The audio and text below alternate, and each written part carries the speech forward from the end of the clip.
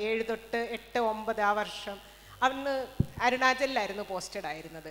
ആ സമയത്ത് തന്നെ മനസ്സിൽ രൂപപ്പെട്ടൊരു നോവലാണ് അത്. അപ്പം എത്ര വർഷമായി അതിങ്ങനെ ഇട്ട് മിനുക്കി ഇങ്ങനെ രാഗി അത് എവിടം വരെ എത്തിപ്പോയിട്ടെന്ന് എനിക്കറിയില്ല. വന്നു കഴിയുമ്പോൾ നിങ്ങൾ തന്നെ പറയുക. അത് അങ്ങനെ രൂപപ്പെട്ടൊരു കാര്യമാണ്. ഇപ്പം ഈ അരുണാചലിൽ എങ്ങനെയാണെന്ന് ചോദിച്ചാൽ ഈ കുത്തനെയുള്ള മലകളാണല്ലോ, ഹിമാലയത്തിൻ്റെ ഏറ്റവും ഭംഗിയുള്ളൊരു ഭാഗം അത് ഈ മഞ്ഞുകാലം കഴിഞ്ഞും മഞ്ഞുരുകി കഴിയുമ്പോഴത്തേക്കും നിറച്ച് പൂക്കളാകും. പീച്ച്, പ്ലം, ആപ്രിക്കോട്ട്, പിന്നെ ഈ മരത്തിൻ്റെ വള്ളികളിലൊക്കെ നമ്മൾ കേട്ടിട്ട് പോലും ഇല്ലാത്ത പൂക്കൾ. അപ്പോഴത്തേക്കും താഴെ ഹിമാലയത്തിൻ്റെ താഴേക്ക് മഞ്ഞുകാലത്ത് പറന്നുപോയ പക്ഷികളെല്ലാം തിരിച്ചു വരും. അങ്ങനെ ഒരു സ്വർഗം പോലത്തെ ഒരു പാർട്ടിലാണ്. ഈ തവാങ്ങിൻ്റെ ഒരു താഴ്വാരത്തിലായിരുന്നു ഞങ്ങളുടെ പോസ്റ്റിങ്. അപ്പോൾ അങ്ങനെയുള്ളൊരു സാഹചര്യത്തിൽ അപ്പം പിന്നെ നമുക്കൊരു മിലിറ്ററി, ഇന്ത്യൻ ആർമി ബോർഡറിലുള്ള ആൾക്കാർ, ഈ അതിർത്തി ഗ്രാമങ്ങളിലുള്ളവരെ നമ്മൾ തന്നെയാണ് ട്രീറ്റ് ചെയ്യുക. അപ്പോൾ നമ്മൾ അവരുടെ ഡോക്ടേഴ്സ്, പിന്നെ അവരുടെ എഡ്യൂക്കേഷനൊക്കെ നോക്കുന്നത്. അപ്പോൾ അതിൻ്റെ ഭാഗമായിട്ട് ഒരുപാട് മെഡിക്കൽ ക്യാമ്പുകൾക്ക് പോകുമായിരുന്നു. ഷാക്കി എൻ്റെ സമയം തീരുമ്പോൾ എന്നോട് പറയണം, ഞാൻ നിർത്താട്ടോ. അപ്പോൾ ഈ മെഡിക്കൽ ക്യാമ്പുകളിലൊക്കെ പോകുന്ന മെഡിക്കൽ ക്യാമ്പുകൾ അധികം ബുദ്ധവിഹാരങ്ങളുടെ മുറ്റത്താണ്. കാരണം എന്താണെന്ന് വെച്ചാൽ കുത്തനെയുള്ള മലകളാണ്, കുറച്ചൊന്ന് വെള്ളം കിട്ടണം, ഒരു ടെൻറ്റ് വലിച്ചു കെട്ടണം, അതിനൊക്കെ അവിടെ സൗകര്യം ഉണ്ടാവുള്ളൂ. അപ്പോൾ അങ്ങനെ ഈ ബുദ്ധവിഹാരത്തിലെ ലാമമാരും ഒക്കെ ആയിട്ട് നല്ല ഒരു പരിചയമായി. അധികമൊന്നും അവർ സംസാരിക്കില്ല, പക്ഷെ എന്നാലും സംസാരിക്കുന്ന കുറച്ച് പേരുണ്ടായിരുന്നു. അപ്പോൾ 1, 2, 3 വർഷം അവിടെ കഴിയുമ്പോഴത്തേക്കും നമ്മളാണ് അവരുടെ ഡോക്ടർമാർ. അവർ വരുന്നു, നമ്മളെ കാണുന്നു. അപ്പോൾ ഒരു ബുദ്ധിസം, ഒരു ഓബ്സഷൻ മാതിരി അന്ന് തൊട്ടൊരു തലയിൽ കയറി തുടങ്ങിയതാണ്. അപ്പോൾ അതിൻ്റെയൊക്കെയാണ് ഒരു കോണ്ടസ്റ്റ് എന്ന് വെച്ചാൽ, ഒരു മിലിറ്ററിയുടെ ഒരു കോണ്ടസ്റ്റ് ഉണ്ട്, പിന്നെ ഒരു ഹിമാലയത്തിൻ്റെ ഒരു ഭൂപടമുണ്ട്, പിന്നെ ഒരു എസെൻസ് എന്ന് ചോദിച്ചാൽ ഒരു ബുദ്ധിസത്തിൻ്റെ എസെൻസ് ഉണ്ട്. ഇങ്ങനെയൊക്കെയാണ് ബുക്കിൻ്റെ ഒരു ടോപ്പോഗ്രാഫി അങ്ങനെ പറയാനാണ് ആഗ്രഹിക്കുന്നത്. ബാക്കി എനിക്ക് തോന്നുന്നു അടുത്ത ആളിലേക്ക് പോകാനുള്ള ടൈമായല്ലേ. അടുത്ത തവണ വരുമ്പോൾ ബാക്കി പറയാട്ടോ. ഒന്ന് ഈ മോഡറേറ്റ് ചെയ്യുന്നതിലുള്ളൊരു പരിചയക്കുറവ് എനിക്കും കൊണ്ടുണ്ടെന്നുള്ള കാര്യം ഞാൻ പറഞ്ഞോട്ടെ. ഒരു ഇൻട്രൊഡക്ഷൻ പറയാമെന്ന് പറയുന്നത്, ഇവരെ പോലെ ഇന്ന് പ്രശസ്തരായ 3 പേരെ ഇരുത്തിക്കൊണ്ട് ചെയ്യുന്നത് എനിക്ക് എത്തരത്തിൽ ബുദ്ധിമുട്ടാണ് എന്നുള്ളത് മനസ്സിലാക്കാം. ഞാൻ എന്തുകൊണ്ടാണ് ഇവിടെ ഒരു മോഡറേറ്ററായി ഇരിക്കുന്നത് എന്നുള്ളതും ഞാൻ വെളിപ്പെടുത്തേണ്ടതുണ്ട്. കാരണം ഞാനൊരു അഫാബ് ആയിട്ടുള്ളൊരു വ്യക്തിയാണ്. അതായത് assigned female at birth, transition ചെയ്തതിന് ശേഷം ട്രാൻസ്ജെൻഡറായി ഇന്ന് ക്യൂർ സാഹിത്യ മേഖലയിലേക്ക് കോൺട്രിബ്യൂട്ട് ചെയ്യാൻ ശ്രമിക്കുകയും ക്യൂർ വ്യക്തികളുടെ വിഷയങ്ങൾ കൈകാര്യം ചെയ്യുകയും ചെയ്യുന്ന ഒരു വ്യക്തി കൂടിയാണ്. അപ്പോൾ 3 വ്യത്യസ്ത ജീവിത സാഹചര്യങ്ങളിൽ നിന്നുള്ള എഴുത്തുകാരുടെ ഇടയിലേക്ക് എന്നെപ്പോലൊരു വ്യക്തി വന്നിരിക്കുമ്പോൾ കാഴ്ചകൾ തമ്മിലുള്ള അന്തരം വളരെ വലുതാണ്. അവരുടെ എഴുത്തുകളിലൂടെയുള്ള എൻ്റെ യാത്രയിലും ആ ഒരു അന്തരമുണ്ട് എന്ന് തന്നെയാണ് ഞാൻ മനസ്സിലാക്കുന്നത്. മാഡത്തിനെ പോലെയുള്ള ഒരാൾ ഔദ്യോഗിക ജീവിതത്തിൽ മാഡം എന്ന് വിളിക്കരുതെന്ന് പറഞ്ഞിട്ടുണ്ട്. ശരി, സോണിയെ പോലെയുള്ള ആളുകളുടെ ഒരു സംഭാവന എന്ന് പറയുന്നത് ഇപ്പോൾ കേരളത്തിലെ എഴുത്തുകാരെ സംബന്ധിച്ചിടത്തോളം ഇത് ഒരുപാട് അധികം ആളുകൾ ചെയ്യാത്ത ഒരു സാഹസികതയാണെന്ന് നമുക്ക് പറയാം. എത്രയോ ആളുകൾ അവരുടെ വീടിൻ്റെ അകത്തുള്ള ജീവിതത്തെക്കുറിച്ച് കൃത്യമായി പോർട്രേറ്റ് ചെയ്തു പോകുന്നു. സ്ത്രീ എന്നുള്ള നിലയിൽ അവരനുഭവിക്കുന്ന പ്രശ്നങ്ങളെക്കുറിച്ച് എഴുതുന്നു. അവരുടെ പ്രശ്നങ്ങളെ ചർച്ച ചെയ്യുന്നതിലേക്ക് നമുക്ക് അനുദപിക്കാൻ കഴിയുന്ന ആളുകളെ അതിലേക്ക് കൂട്ടിച്ചേർക്കുന്നു. പക്ഷേ ആദ്യമായിട്ടായിരിക്കും മിലിറ്ററി പോലെയുള്ള ഒരു ഏരിയയെ സംബന്ധിക്കുന്ന, നമുക്ക് അധികം എത്തിച്ചെന്ന് പെടാൻ പറ്റാത്ത, സിനിമകളിലോ സീരിയലുകളിലോ അല്ലെങ്കിൽ എവിടെയെങ്കിലുമൊക്കെ മാത്രം രേഖപ്പെടുത്തിയിട്ടുള്ള പുരുഷ മേധാവിത്വത്തിൻ്റെയോ അല്ലെങ്കിൽ പാട്രിയാർക്കലായിട്ടുള്ള ഒരു സമൂഹത്തിൻ്റെയോ ഒക്കെ രീതിയിലുള്ള കാഴ്ചകൾ മാത്രം നമുക്ക് പങ്കുവെച്ചെടുത്തു നിന്ന് ആദ്യമായിട്ടാണ് ഒരു വനിതാ എഴുത്തുകാരി, ഒരു പട്ടാളക്കാരി തൻ്റെ ഓർമ്മക്കുറിപ്പുകൾ രേഖപ്പെടുത്തുന്നത്. അത് ആ റെയിൻബോ എന്ന് പറയുന്ന ആ പുസ്തകത്തിൻ്റെ പേരിൽ തന്നെ ഇന്ത്യയുടെ വൈവിധ്യങ്ങളെയൊക്കെ അതിൽ ഉൾക്കൊള്ളിച്ചിട്ടുണ്ട്. ഞാനത് കണ്ടപ്പോൾ, റെയിൻബോ കണ്ടപ്പോൾ ഞാൻ മാഡത്തിനോട് ചോദിച്ചിരുന്നു, ക്യൂർ മനുഷ്യരെ അതിൽ ഉൾക്കൊള്ളിച്ചിട്ടുണ്ടോ, എന്തുകൊണ്ടാണ് റെയിൻബോ എന്ന് പറയുന്നൊരു ലേബലിൽ എന്തുകൊണ്ടാണ് റെയിൻബോ ഉൾക്കൊള്ളിച്ചിരുന്നതെന്ന് ചോദിച്ചിരുന്നു. അന്ന് അപ്പോൾ മാഡം പറഞ്ഞൊരു കാര്യം, ഇന്ത്യയുടെ വൈവിധ്യങ്ങളാണ്, ഞാൻ കണ്ട കാഴ്ചകളാണ്, ഞാൻ എൻ്റെ ഔദ്യോഗിക ജീവിതവുമായിട്ട് ബന്ധപ്പെട്ട് എത്തിപ്പെട്ടിട്ടുള്ള, സഹകരിച്ചിട്ടുള്ള മനുഷ്യരെക്കുറിച്ചിട്ടുള്ള എൻ്റെ ഓർമ്മകളാണ് ആ പുസ്തകത്തിൽ രേഖപ്പെടുത്തിയിരിക്കുന്നത്. നമ്മൾ ആ എഴുത്തിലൂടെ പോകുമ്പോൾ അത് മനസ്സിലാകും. ഇനി മുന്നോട്ട് എഴുതുന്ന സമയത്ത് ഈ ഇന്ത്യ എന്ന് പറയുന്ന ഒരു ജോഗ്രഫിയെ പോർട്രേറ്റ് ചെയ്യുന്ന രീതിയിലാണ് മാഡത്തിൻ്റെ അടുത്ത എഴുത്ത് മുന്നോട്ട് കൊണ്ടുപോകുന്നത് എന്നുള്ളതാണ് നമുക്ക് മനസ്സിലാക്കാൻ കഴിയുന്നത്. പ്രത്യേകിച്ച് അരുണാചൽ പ്രദേശുമായി ബന്ധപ്പെട്ടിട്ടുള്ള നമുക്ക് മനസ്സിലാകാത്ത, നമ്മൾ കണ്ടിട്ടില്ലാത്ത, ഒരുപക്ഷെ ഇന്ന് വ്ളോഗുകളിലോ യാത്രകളിലോ മാത്രം നമ്മൾ എത്തിപ്പെടുന്ന ഒരു ഏരിയയെക്കുറിച്ചിട്ട് ആ ഒരു പശ്ചാത്തലത്തിലാണ് അടുത്ത നോവൽ വരുന്നതെന്നാണ് പറയുന്നത്. അടുത്തത് നമുക്ക് പോകേണ്ടത് ഹരിത മാഡത്തിലേക്കാണ്.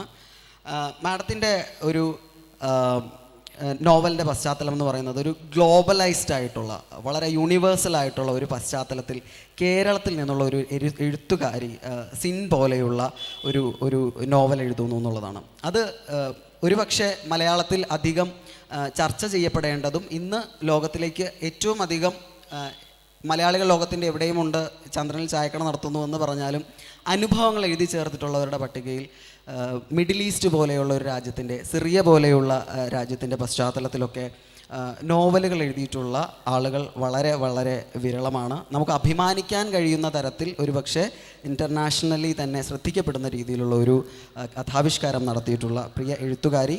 അവരുടെ അടുത്ത നോവലിൻ്റെ പശ്ചാത്തലം ഈ ജോഗ്രഫിക്കലിൽ ഇവിടെ നിന്ന് സെറ്റിൽഡ് ആയിട്ടുള്ളത് അവിടെയാണ്.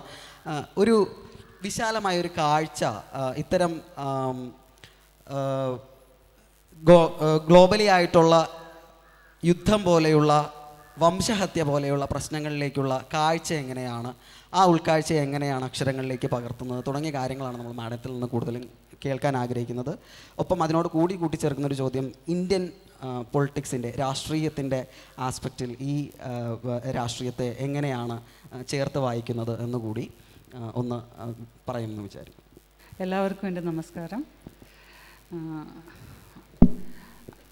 എൻ്റെ ആദ്യത്തെ നോവൽ ടർക്കിയിലെ കുർദ് ഭൂരിപക്ഷ പ്രദേശത്ത് നടന്ന ഒരു വംശഹത്യയെ അടിസ്ഥാനമാക്കിയുള്ളതാണ്. എൻ്റെ അടുത്ത നോവലിനെ പറ്റിയാണ് ഷാക്കി ചോദിച്ചത്. രണ്ടാമത്തെ നോവൽ ടർക്കിയെ, അതിൻ്റെ ഭൂമിക ടർക്കി തന്നെയാണ്. പക്ഷേ സിൻ എന്ന നോവലിൽ ഒരുപാട് കഥാപാത്രങ്ങളുണ്ട്, ഒരുപാട് രാജ്യങ്ങളുണ്ട്. അതൊരു വലിയ ക്യാൻവാസിൽ എഴുതിയ ഒരു പുസ്തകമാണ്. പക്ഷേ അടുത്ത നോവൽ എൻ്റെ ക്യാൻവാസ് ചെറുതാണ്. ഒരു കുടുംബം അല്ലെങ്കിൽ ഒരു സാധാരണ മനുഷ്യൻ്റെ ജീവിതത്തെ, സിസ്റ്റത്തിലുണ്ടാകുന്ന അപാകതകൾ അല്ലെങ്കിൽ ജുഡീഷ്യറിയിൽ അല്ലെങ്കിൽ ഭരണ സംവിധാനത്തിൽ ഉണ്ടാകുന്ന അപാകതകൾ മൂലം എങ്ങനെ തകിടം മറിക്കപ്പെടുന്നു എന്നതാണ് അടുത്ത നോവലിൻ്റെ വിഷയം. ആ പ്രദേശത്തെക്കുറിച്ച് എന്തിനെഴുതുന്നു എന്ന ചോദ്യത്തിന് ഉത്തരം ഒന്നേ ഉള്ളൂ, അവരെക്കുറിച്ച് അധികം ആരും എഴുതാനില്ല. കഷ്ടപ്പെടുന്നവരുടെയും ഒറ്റപ്പെടുന്നവരുടെയും ജീവിതം എഴുതിയിട്ടെന്ത് കാര്യം, അല്ലേ? പ്രയോജനമൊന്നുമില്ലല്ലോ. അവരെക്കുറിച്ച് എഴുതാൻ ആരെങ്കിലുമൊക്കെ വേണ്ടേ? അതുകൊണ്ട് തന്നെയാണ് അവരെക്കുറിച്ച് എഴുതാമെന്ന് തീരുമാനിച്ചത്.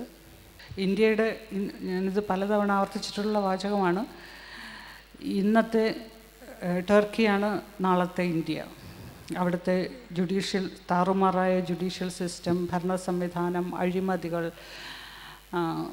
വംശഹത്യകൾ, ന്യൂനപക്ഷങ്ങളുടെ അടിച്ചമർത്തൽ, ഇവയെല്ലാം ഇന്ത്യയിലും ഇന്നത്തെ കാലത്ത് നടക്കുന്നുണ്ട്.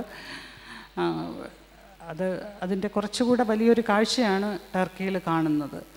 എൻ്റെ പുസ്തകങ്ങൾ എന്തുകൊണ്ട് ടർക്കിയെക്കുറിച്ച് എഴുതുന്നു എന്ന് പലരും എന്നോട് ചോദിച്ചിട്ടുണ്ട്.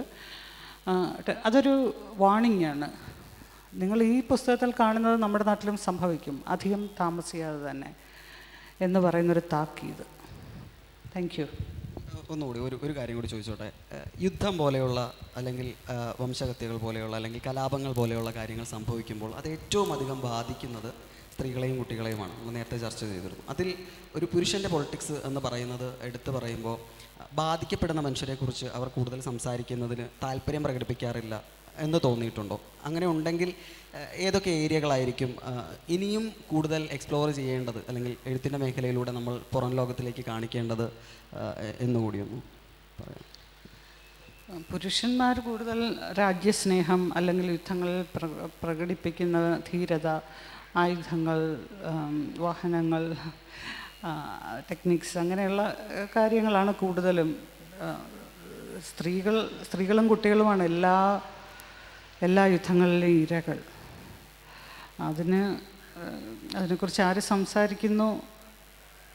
ഇപ്പം എല്ലാം അക്കങ്ങളല്ലേ, ഇത്ര സ്ത്രീകൾ മരിച്ചു, ഇത്ര കുട്ടികൾ മരിച്ചു എന്നിവയല്ലാതെ അവരെങ്ങനെ മരിച്ചു, അവരുടെ എന്തുകൊണ്ട് ഇത്രയധികം കുട്ടികൾ മരണപ്പെടുന്നു, എന്തുകൊണ്ട് ഇത്രയൊക്കെ സ്ത്രീകൾ മരണപ്പെടുന്നു, ഇത്തരം കാര്യങ്ങൾ, അല്ലെങ്കിൽ യുദ്ധങ്ങൾ അല്ലെങ്കിൽ കലാപങ്ങളിൽ അവരെ സെക്ഷലി അബ്യൂസ് ചെയ്യപ്പെടുന്നു. അതൊക്കെ അങ്ങനെ അബ്യൂസ് ചെയ്യുന്നതിൻ്റെ പ്രധാനപ്പെട്ട ഒരു കാരണം ശത്രുവിനെ മാനസികമായി ബലഹീനരാക്കുന്നതാണോ? ഇതൊക്കെ ചോദ്യങ്ങളാണ്. ഇത്തരം കാര്യങ്ങളും കൂടി അഡ്രസ്സ് ചെയ്യപ്പെടേണ്ടതുണ്ട്. അതൊക്കെ സംസാരിക്കാനും കൂടി ഞാൻ സിനിമയിൽ കുറേയൊക്കെ ശ്രമിച്ചിട്ടുണ്ട്. താങ്ക്സ്. ഇന്ത്യൻ പശ്ചാത്തലത്തിൽ ഇന്ത്യയുടെ സാഹചര്യത്തിൽ അത്തരം ഒരു സാധനം അല്ലെങ്കിൽ അത്തരം ഒരു നോവൽ എഴുതുന്നതിന് എന്ന് പരിമിതിയുണ്ട് എന്ന് വിചാരിക്കുന്നുണ്ടോ? അങ്ങനെ എനിക്ക് പരിമിതിയുണ്ടെന്ന് ഞാൻ വിചാരിക്കുന്നില്ല. ഞാൻ ഇവിടെ താമസിക്കുന്നില്ല. എനിക്ക് കുറച്ചുകൂടെ പരിചയമുള്ള ഒരു ഭൂമികയെക്കുറിച്ചാണ് ഞാൻ എഴുതുന്നത്. ഇന്ത്യയിലെ പൊളിറ്റിക്സിനെ കുറിച്ചും ഇന്ത്യയിൽ നടക്കുന്ന സംഭവങ്ങളെക്കുറിച്ചും എന്നേക്കാൾ അറിവുള്ള ഒരുപാട് ആളുകൾ ഇവിടെയുണ്ട്. ശക്തരായ എഴുത്തുകാരുണ്ട്, ജേർണലിസ്റ്റുകളുണ്ട്. അവരൊക്കെയാണ് അത് ഫോളോ ചെയ്യേണ്ടത്. Thank you. അടുത്ത ഒരു റൗണ്ടിലേക്ക് തിരിച്ചു വരാം. എങ്കിൽ കൂടിയും ഇന്ന് ലോകരാഷ്ട്രീയത്തെക്കുറിച്ച് പ്രമേയമാക്കിയിട്ടുള്ള അല്ലെങ്കിൽ ലോകത്തിലെ സംഭവവികാസങ്ങളെ കൂടി ഇഴചേർക്കുന്ന ഒരു വലിയ ക്യാൻവാസിലുള്ള ഒരു നോവലായി സിന്നുണ്ട്. ഇവിടെ വായിച്ചിട്ടില്ലാത്ത ആളുകളുണ്ടെങ്കിൽ ഉടനെ തന്നെ അത് വായിക്കണം എന്നാണ് പറയാനുള്ളത്. അടുത്തത് നമ്മൾ പോകുന്നത് അഖിൽ കെയിലേക്കാണ്. ലളിതമായതൊന്നും ലളിതമായതല്ല എന്നൊരു ചൈനീസ് പഴഞ്ചൊല്ലുണ്ട്. വളരെ പ്രശസ്തമായ ഒന്നാണ്. അതിൻ്റെ ഒരു ആഴം എത്രയാണെന്ന് ആലോചിച്ച് നോക്കാം. നമുക്കൊരു കാര്യത്തെ വളരെ ലളിതമായി ആവിഷ്കരിക്കുക എന്ന് പറയുന്നത് വളരെ പ്രയാസമുള്ളൊരു കാര്യമാണ്. വളരെ ഭോഷുള്ള ഒരാളായി ജീവിക്കാൻ, അത് മറ്റുള്ളവരുടെ മുന്നിൽ പ്രകടിപ്പിക്കാൻ ഭയങ്കര എളുപ്പമാണ്. പക്ഷേ വളരെ ലാളിത്യത്തിൽ ലളിതമായ ഒരു ജീവിതം ബാക്കിയുള്ളവർക്ക് മുന്നിൽ മാതൃകയാക്കുക എന്ന് പറയുന്നതാണ് ഏറ്റവും പാട് എന്ന് പറയാറുണ്ട്. പക്ഷേ അഖിൽ കെ ഇന്ന് കേരളത്തിലെ യുവ എഴുത്തുകാരുടെ മുൻനിരയിൽ തന്നെ നിൽക്കുന്ന ഒരാളാണ്. വ്യത്യസ്തമായ ഒരു ജീവിതം ആളുകൾക്ക് മാതൃകയായി പകർത്തി നൽകുന്ന ഒരാളാണ്. നമുക്കറിയാം, JCB ഡ്രൈവറായി ജോലി ചെയ്യുകയും അതേസമയം സാഹിത്യത്തിൻ്റെ മേഖലയിൽ എഴുത്തിൽ അദ്ദേഹത്തിൻ്റെതായ സംഭാവനകൾ നൽകുകയും ചെയ്യുന്നു. പലപ്പോഴും എഴുതാൻ എനിക്ക് സമയം കിട്ടാറില്ല, പൂർണ്ണമായും ചിന്തിക്കുന്നതിന് എനിക്ക് വേറെ തലങ്ങൾ വേണം എന്നൊക്കെ പറയുന്ന മനുഷ്യർക്കിടയിൽ സാധാരണക്കാരനായി നിന്നുകൊണ്ട് തന്നെ അദ്ദേഹത്തിൻ്റെ കഴിവിനെ, അദ്ദേഹത്തിൻ്റെ സർഗാത്മകതയെ പരിപോഷിപ്പിക്കുന്നതിൽ, അത് വിവരിക്കുന്നതിലൊക്കെ ഇന്ന് നമുക്ക് കണ്ടെത്താൻ കഴിയുന്നതിൽ ഏറ്റവും പ്രതിഭയായിട്ടുള്ള ഒരാളാണ് അഖിൽ.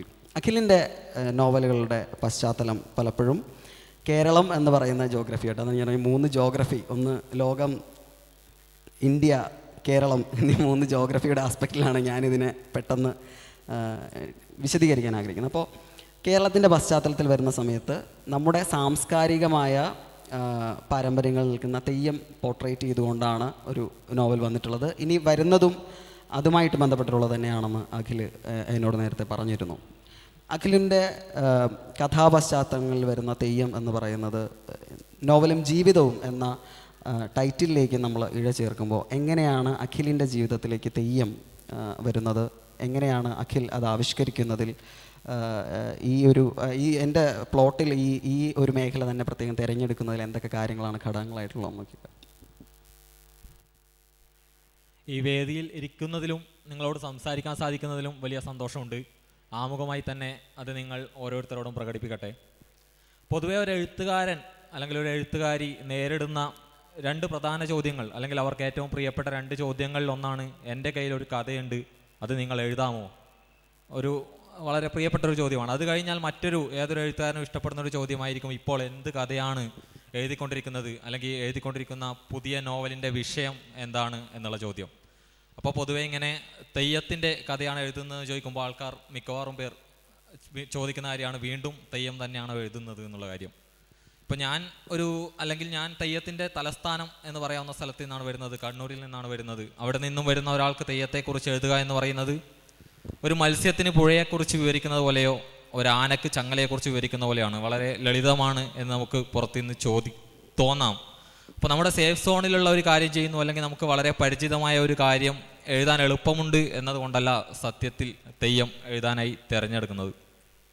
ഇപ്പോൾ പൊതുവെ എനിക്ക് സംസാരിച്ചുകൊണ്ടിരിക്കുന്ന സമയം സോഷ്യൽ മീഡിയ തെയ്യത്തെ വിചാരണക്കൂട്ടിൽ കയറ്റി നിർത്തിയിരിക്കുന്ന ഒരു സമയത്തിലൂടെയാണ് ഞാനിപ്പോൾ സംസാരിക്കുന്നത്. ഇതിനിടയിൽ കണ്ണൂരിൽ നിന്ന് വന്ന തെയ്യത്തെ സംബന്ധിച്ചുള്ള മോശം വാർത്തകൾ നമ്മൾ ശ്രദ്ധിച്ചിട്ടുണ്ടാവും. കൈതച്ചാമണ്ടി എന്ന് പറഞ്ഞ തെയ്യത്തെ ആളുകൾ കൂടി അടിച്ചത്, ഉപദ്രവിച്ചത്. അതിൻ്റെ കൂടെ തന്നെ മറ്റൊരു തെയ്യം കാണാൻ വന്ന സദസ്സിലുണ്ടായിരുന്ന ഒരു കുട്ടിയെ പിടിച്ച് വലിച്ച് താഴേക്കിട്ട് നെരിവണ്ടിയായി ഉപയോഗിക്കുന്ന ഒരു വീഡിയോ ഒക്കെ സോഷ്യൽ മീഡിയയിൽ ഇപ്പോഴും ഞാൻ ഈ സംസാരിച്ചുകൊണ്ടിരിക്കുന്ന ഞാൻ ഈ പടികൾ ഇറങ്ങി വന്നപ്പോഴും ഞാൻ അതിൻ്റെ കമൻറ്റുകൾ വായിക്കുകയായിരുന്നു. അപ്പം ഞാൻ എപ്പോഴും ചിന്തിക്കുന്ന ഒരു കാര്യം, ഈ വളരെ അടുത്ത കാലത്തായി ആളുകൾ പൊതുവെ സോഷ്യൽ മീഡിയ ഒക്കെ എടുത്ത് ഞാനിങ്ങനെ തെയ്യത്തിൻ്റെ വീഡിയോ ഒക്കെ കാണുമ്പോൾ അതിൻ്റെ കമൻറ്റുകളൊക്കെ ശ്രദ്ധിക്കുമ്പോൾ ആൾക്കാർ പറയുന്ന കാര്യം ഇത്തരം പ്രാചീനമായ അന്ധവിശ്വാസങ്ങളൊക്കെ നിരോധിക്കേണ്ട സമയമായി എന്നാണ്.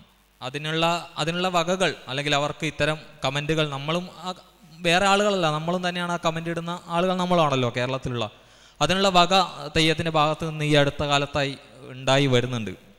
അപ്പോൾ ഞാനതിൽ വിചാരിക്കുന്ന ഒരു കാര്യം, തെയ്യത്തിൻ്റെ ഏറ്റവും വലിയ വിഷയം, അതിലുള്ള ഏറ്റവും വലിയ പ്രശ്നം എന്ന് പറയുന്നത് വളരെ പരിമിതമാണ്. തെയ്യം സാഹിത്യം എന്ന് ഞാൻ പറയുന്നത് തെയ്യത്തിൻ്റെ തോറ്റം പാട്ടുകൾ, തെയ്യത്തിൻ്റെ പട്ടോലകൾ, തെയ്യത്തിൻ്റെ വാചാലുകൾ, തെയ്യത്തിൻ്റെ അവതരണം, തെയ്യവുമായി ബന്ധപ്പെട്ടുള്ള മറ്റ് അച്ചടി മാധ്യമങ്ങളിൽ വരുന്ന ലേഖനങ്ങളെല്ലാം തന്നെ വളരെ പരിമിതമാണ്. തെയ്യത്തെപ്പറ്റി വളരെ പരിമിതമായ വിവരങ്ങൾ മാത്രമേ അതിന് നമ്മളോട് സംസാരിക്കാനുള്ളൂ.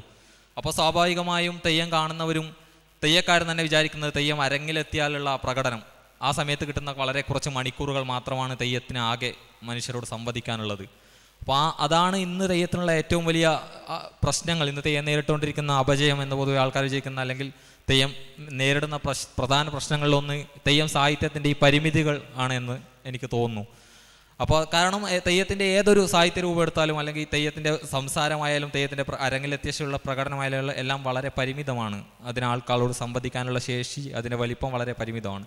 അപ്പോൾ അതിനൊരു താങ്ങ് കൊടുക്കുക, ഒരു കൊലച്ച വാഴയ്ക്ക് നമ്മൾ അത് വീഴാതിരിക്കാൻ വേണ്ടി ഒരു താങ്ങ് കൊടുക്കുന്നത് പോലെ അതിനൊരു താങ്ങ് കൊടുക്കാൻ നിലവിൽ ശേഷിയുള്ളത് സാഹിത്യത്തിനാണ് എന്ന് ഞാൻ വിശ്വസിക്കുന്നു. സമഗ്രമായി ഒരു തെയ്യം, ഒരു തെയ്യം വീരാരാധനയാണ് പൊതുവെയുള്ള തെയ്യം. ആ മനുഷ്യർ തെയ്യമായി ഇന്ന് അരങ്ങിലെത്തുന്നതിന് മുൻപ് അവർ ജീവിച്ച ജീവിതം എന്തായിരുന്നു എന്നറിയാൻ നമുക്ക് വളരെ പരിമിതമായ വിഭവങ്ങൾ മാത്രമേ ഉള്ളൂ.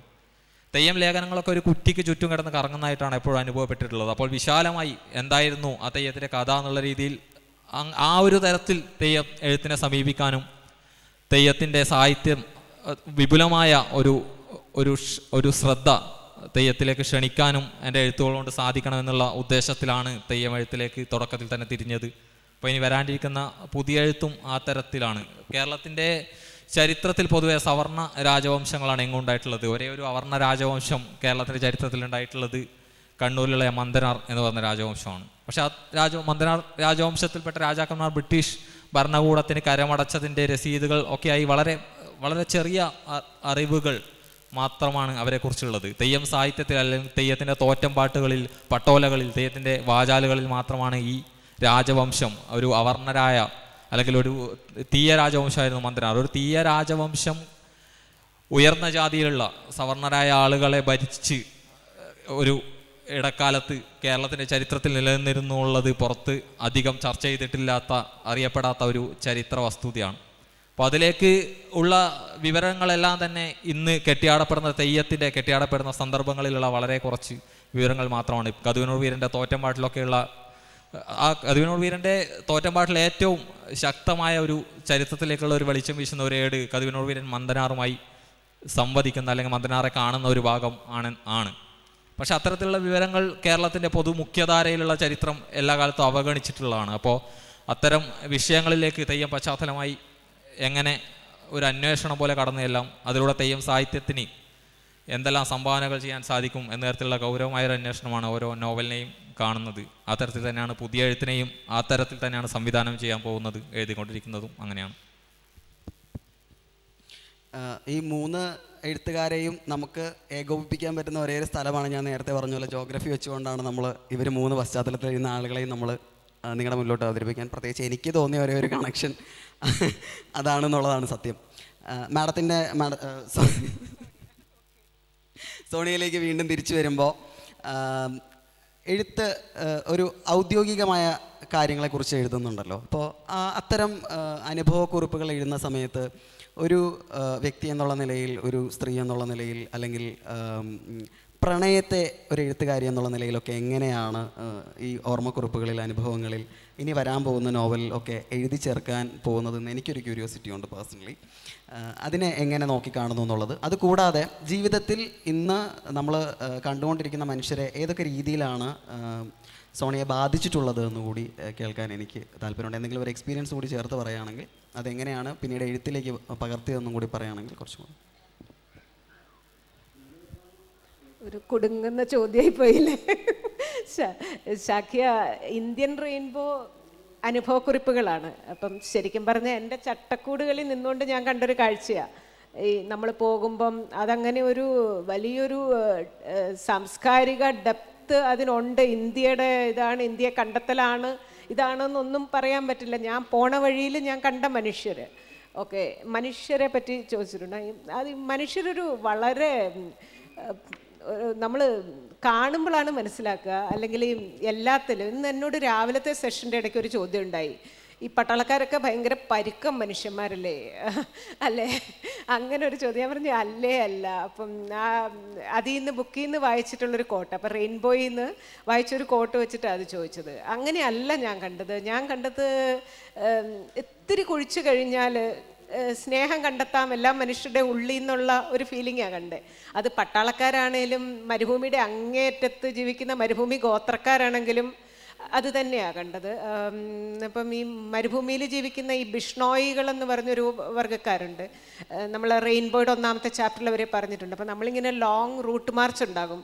പട്ടാളക്കാരുണ്ടെങ്കിൽ അറിയാൻ പറ്റും. ഈ മരുഭൂമിയിൽ കൂടെ ഇങ്ങനെ ഒരുപാട് ദൂരം നടക്കും. അപ്പം നടന്നു കഴിയുമ്പോൾ നമ്മൾ കുറച്ചൊന്ന് വെള്ളം കിട്ടി മരുഭൂമി ഗോത്രവർഗ്ഗക്കാരുടെ വീട്ടിലൊക്കെ പോകും.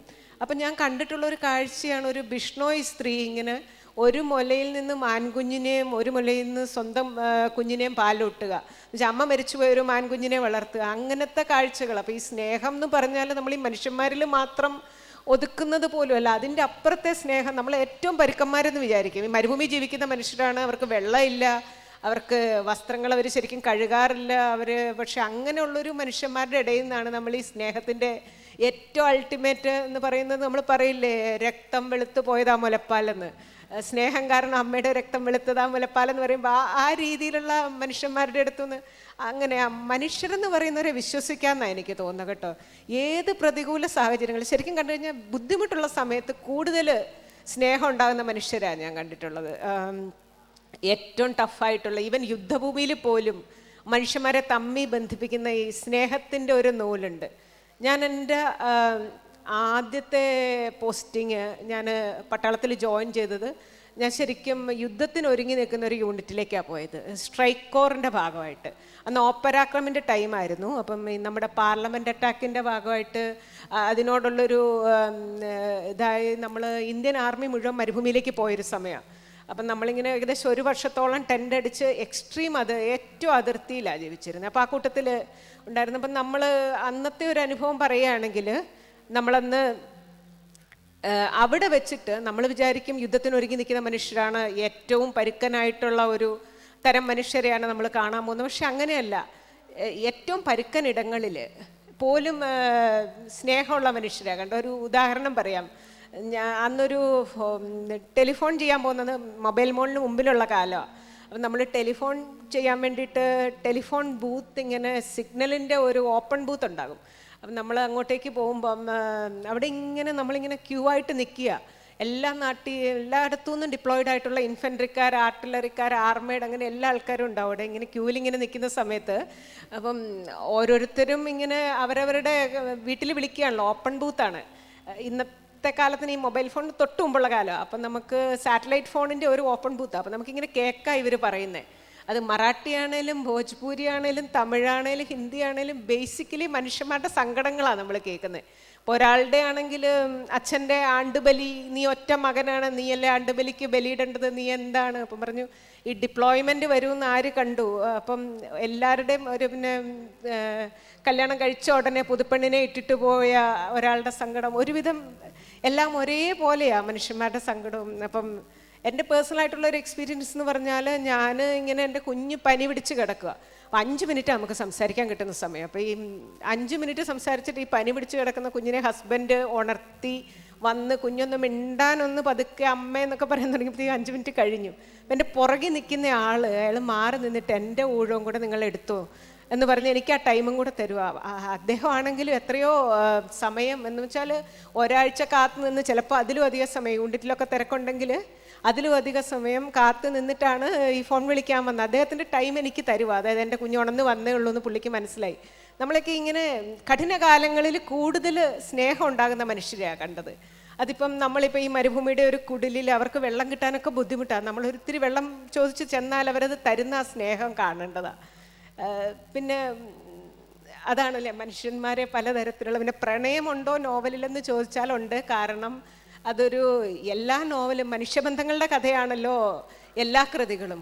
അപ്പം കൃതികളെല്ലാം മനുഷ്യ കഥാനുയായികൾ എന്ന് പറഞ്ഞാൽ മനുഷ്യരിലുള്ള എല്ലാ റിലേഷനെ പറ്റി എടുത്താൽ നമുക്ക് ഉണ്ട്, തീർച്ചയായിട്ടും ഉണ്ട്. പിന്നെ ഇതൊരു അന്വേഷണത്തിൻ്റെ കഥയാണ്. അതിൻ്റെ ശരീരത്തിൻ്റെ അന്വേഷണം, ആത്മാവിൻ്റെ അന്വേഷണം, അങ്ങനെ പല തലത്തിലുള്ള അന്വേഷണങ്ങളുണ്ട്. ബാക്കി ഇനി മതിയാവുമല്ലോ അല്ലേ?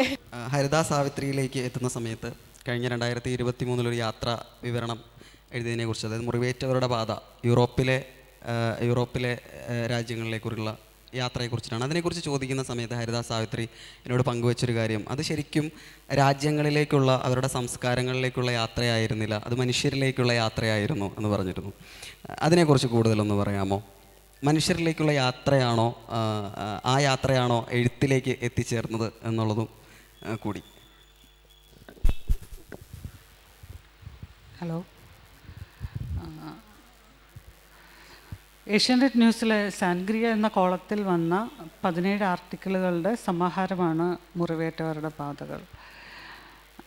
ഇത് എഴുതി തുടങ്ങിയ സമയത്ത് യാത്രാവിവരണം ആണ് എഴുതുന്നത് അങ്ങനെയൊന്നും മനസ്സിലുണ്ടായിരുന്നില്ല. യൂറോപ്പിലെ അനുഭവങ്ങൾ എഴുതണമെന്ന് മാത്രമേ ഉണ്ടായിരുന്നുള്ളൂ. അത് എഴുതി വന്നപ്പോൾ അതിലെല്ലാം എല്ലാ ആർട്ടിക്കിളുകളിലും യാത്രയുടെ ഒരു അംശമുണ്ടായിരുന്നു. അതെന്നത് സത്യമാണ്. പക്ഷേ അത് മനുഷ്യരിലേക്കുള്ള അന്വേഷണം തന്നെയായിരുന്നു.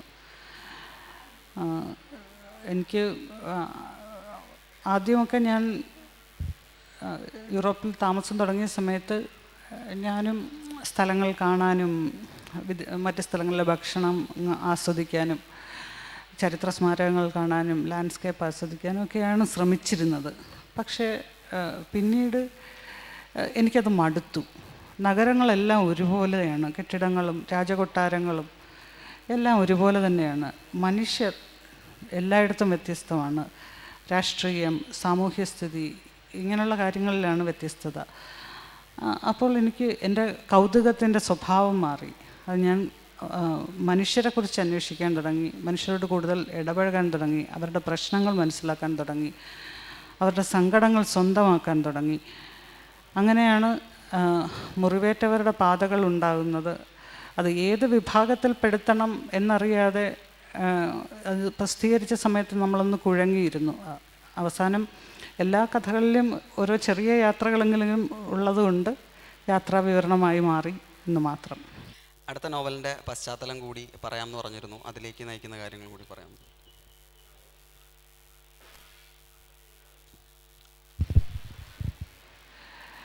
അടുത്ത നോവൽ ജുഡീഷ്യറിയിലെ, കഴിഞ്ഞ നോവലിലെ പശ്ചാത്തലം ഒരു വംശഹത്യയായിരുന്നു. അടുത്ത നോവലിൻ്റെ പശ്ചാത്തലം ജുഡീഷ്യറിയിലെ കറപ്ഷനാണ്.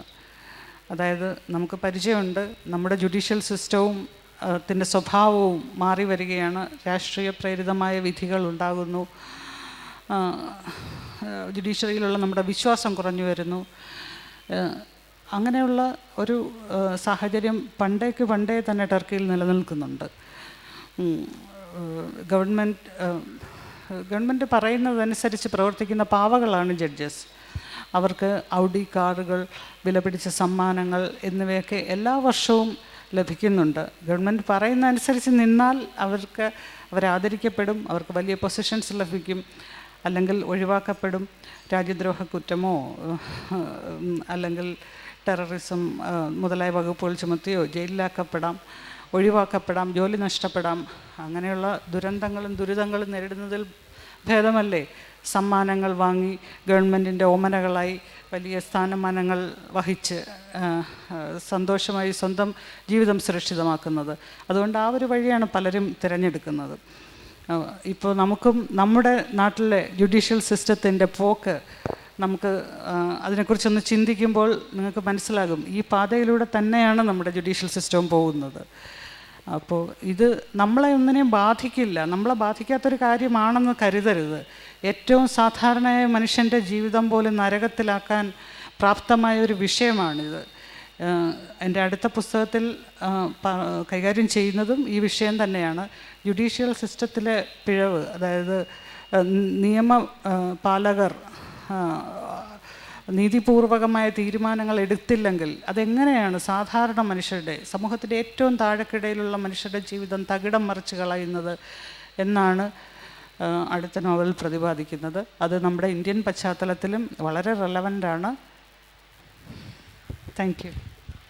ഒരു ഇപ്പോൾ ഇന്ത്യയുടെ രാഷ്ട്രീയ പശ്ചാത്തലത്തിൽ ഇത് വളരെ വ്യത്യസ്തമായിട്ടുള്ളൊരു പശ്ചാത്തലമാണെന്ന് നമുക്ക് പറയാൻ പറ്റില്ല. ഒരുവിധം അധികാരത്തിനും പണത്തിനും വേണ്ടിയുള്ള മത്സരങ്ങൾ നടക്കുന്ന, രാഷ്ട്രീയ കളികൾ നടക്കുന്ന എല്ലാ രാജ്യങ്ങളുടെയും ഒരു അവസ്ഥ ഇത് തന്നെയാണ്. ഇന്ന് ഇന്ത്യയിൽ നിന്ന് അല്ലെങ്കിൽ കേരളത്തിൽ നിന്ന് എത്തിയിട്ടുള്ള ഒരാളെന്നുള്ള നിലയിൽ ഈ രാജ്യങ്ങളിലേക്ക് എത്തുമ്പോൾ പലപ്പോഴും എഴുത്തുകാരി ഒരു കാഴ്ചക്കാരിയാണ്, അല്ലെങ്കിൽ പുറമേ നിന്നുള്ള ഒരാളാണ്, ഒരു ഏലിയൻ ആയിട്ടുള്ളൊരു വ്യക്തിയാണ്. അപ്പോൾ അവിടുത്തെ അനുഭവങ്ങളെ പകർന്ന സമയത്ത് അവിടുന്ന് ഏതെങ്കിലും തരത്തിലുള്ള അവിടുത്തെ കഥകളെക്കുറിച്ച് എഴുതുന്നതിനോ അങ്ങനെ എന്തെങ്കിലും തരത്തിലുള്ള ബുദ്ധിമുട്ടോ എഴുത്തുകാർക്ക് നേരിടേണ്ടി വരുന്നത് സാധാരണഗതിയിൽ അധികാരം അല്ലെങ്കിൽ ഗവൺമെൻറ് അവിടുത്തെ സിസ്റ്റത്തെ സംബന്ധിച്ചൊക്കെ നമ്മൾ പ്രതിപാദിക്കുന്ന സമയത്ത് ഉണ്ടാകുന്ന ഏതെങ്കിലും തരത്തിലുള്ള പ്രശ്നങ്ങൾ നേരിടേണ്ടി വന്നിട്ടുണ്ടോ? ഇനി നേരിടേണ്ടി വരുമെന്ന് എന്തെങ്കിലും ആശങ്ക ഉള്ളിലുണ്ടോ? തീർച്ചയായും ഉണ്ട്. കേരളത്തിൽ തന്നെ ഈ ഇത്തരം വിഷയങ്ങൾ, അതായത് ടർക്കിയിൽ ഒരു മതത്തിൽ അധിഷ്ഠിതമായൊരു ഭരണകൂടമാണ് നിലനിൽക്കുന്നത്. അവരെ വിമർശിച്ചുകൊണ്ട് ഞാൻ ചില ലേഖനങ്ങൾ എഴുതിയിരുന്നു. എനിക്ക് സമൂഹ മാധ്യമങ്ങളിലൂടെ ഭീഷണികളും ഒക്കെ ഉണ്ടായിട്ടുണ്ട്. ഇനിയിപ്പോൾ ബുക്ക് പെൻഗിൻ പ്രസിദ്ധീകരിച്ചിരിക്കുകയാണ്, ഇംഗ്ലീഷ് ഭാഷയിൽ പുറത്തു വന്നിട്ടുണ്ട്. അത് കൂടുതൽ ആളുകളിലെത്തും. ഭീഷണി ഉണ്ടാകുമോ ഇല്ലയോ എന്നൊന്നും എനിക്കറിയില്ല. എന്ത് വന്നാലും നേരിടാമെന്ന തോന്നൽ കൊണ്ടാണല്ലോ നമ്മളത് എഴുതാൻ തീരുമാനിച്ചത്. പൗലോ കൊയ്ലോയുടെ വെളിച്ചത്തിൻ്റെ പോരാളികളെ പോലെ ഇരുട്ട് വീഴുന്ന ഇടങ്ങളിലേക്കൊക്കെ വെളിച്ചം കൊണ്ടെത്തിക്കുന്ന ആൾക്കാരായി തന്നെ എഴുത്തുകാർ ആദ്യത്തെ പോരാളികളായി തന്നെ മുന്നിൽ നിന്ന് ആദ്യത്തെ അമ്പ് ഏറ്റുവാങ്ങേണ്ട ആളുകൾ തന്നെയാണ്. തിരിച്ച് അഖിലിലേക്കും കൂടി ഒരു പ്രാവശ്യം കൂടെ പോകാം. അതിനുശേഷം നിങ്ങളുടെ പ്രിയപ്പെട്ട എഴുത്തുകാരുടെ കൃതികൾ വായിച്ചിട്ടുള്ള, അവരോട് ചോദ്യങ്ങൾ ചോദിക്കാൻ താല്പര്യമുള്ള ആളുകൾ ഇവിടെ ഉണ്ടാവും. അവർക്ക് ചോദ്യം ചോദിക്കുന്നതിനുള്ള സമയം കൊടുക്കാം എന്നാണ് വിചാരിക്കുന്നത്. അഖില് തെയ്യത്തെക്കുറിച്ച് പറയുന്ന സമയത്ത് വീരാരാധനയാണ് തെയ്യം എന്ന് പറയുന്നു.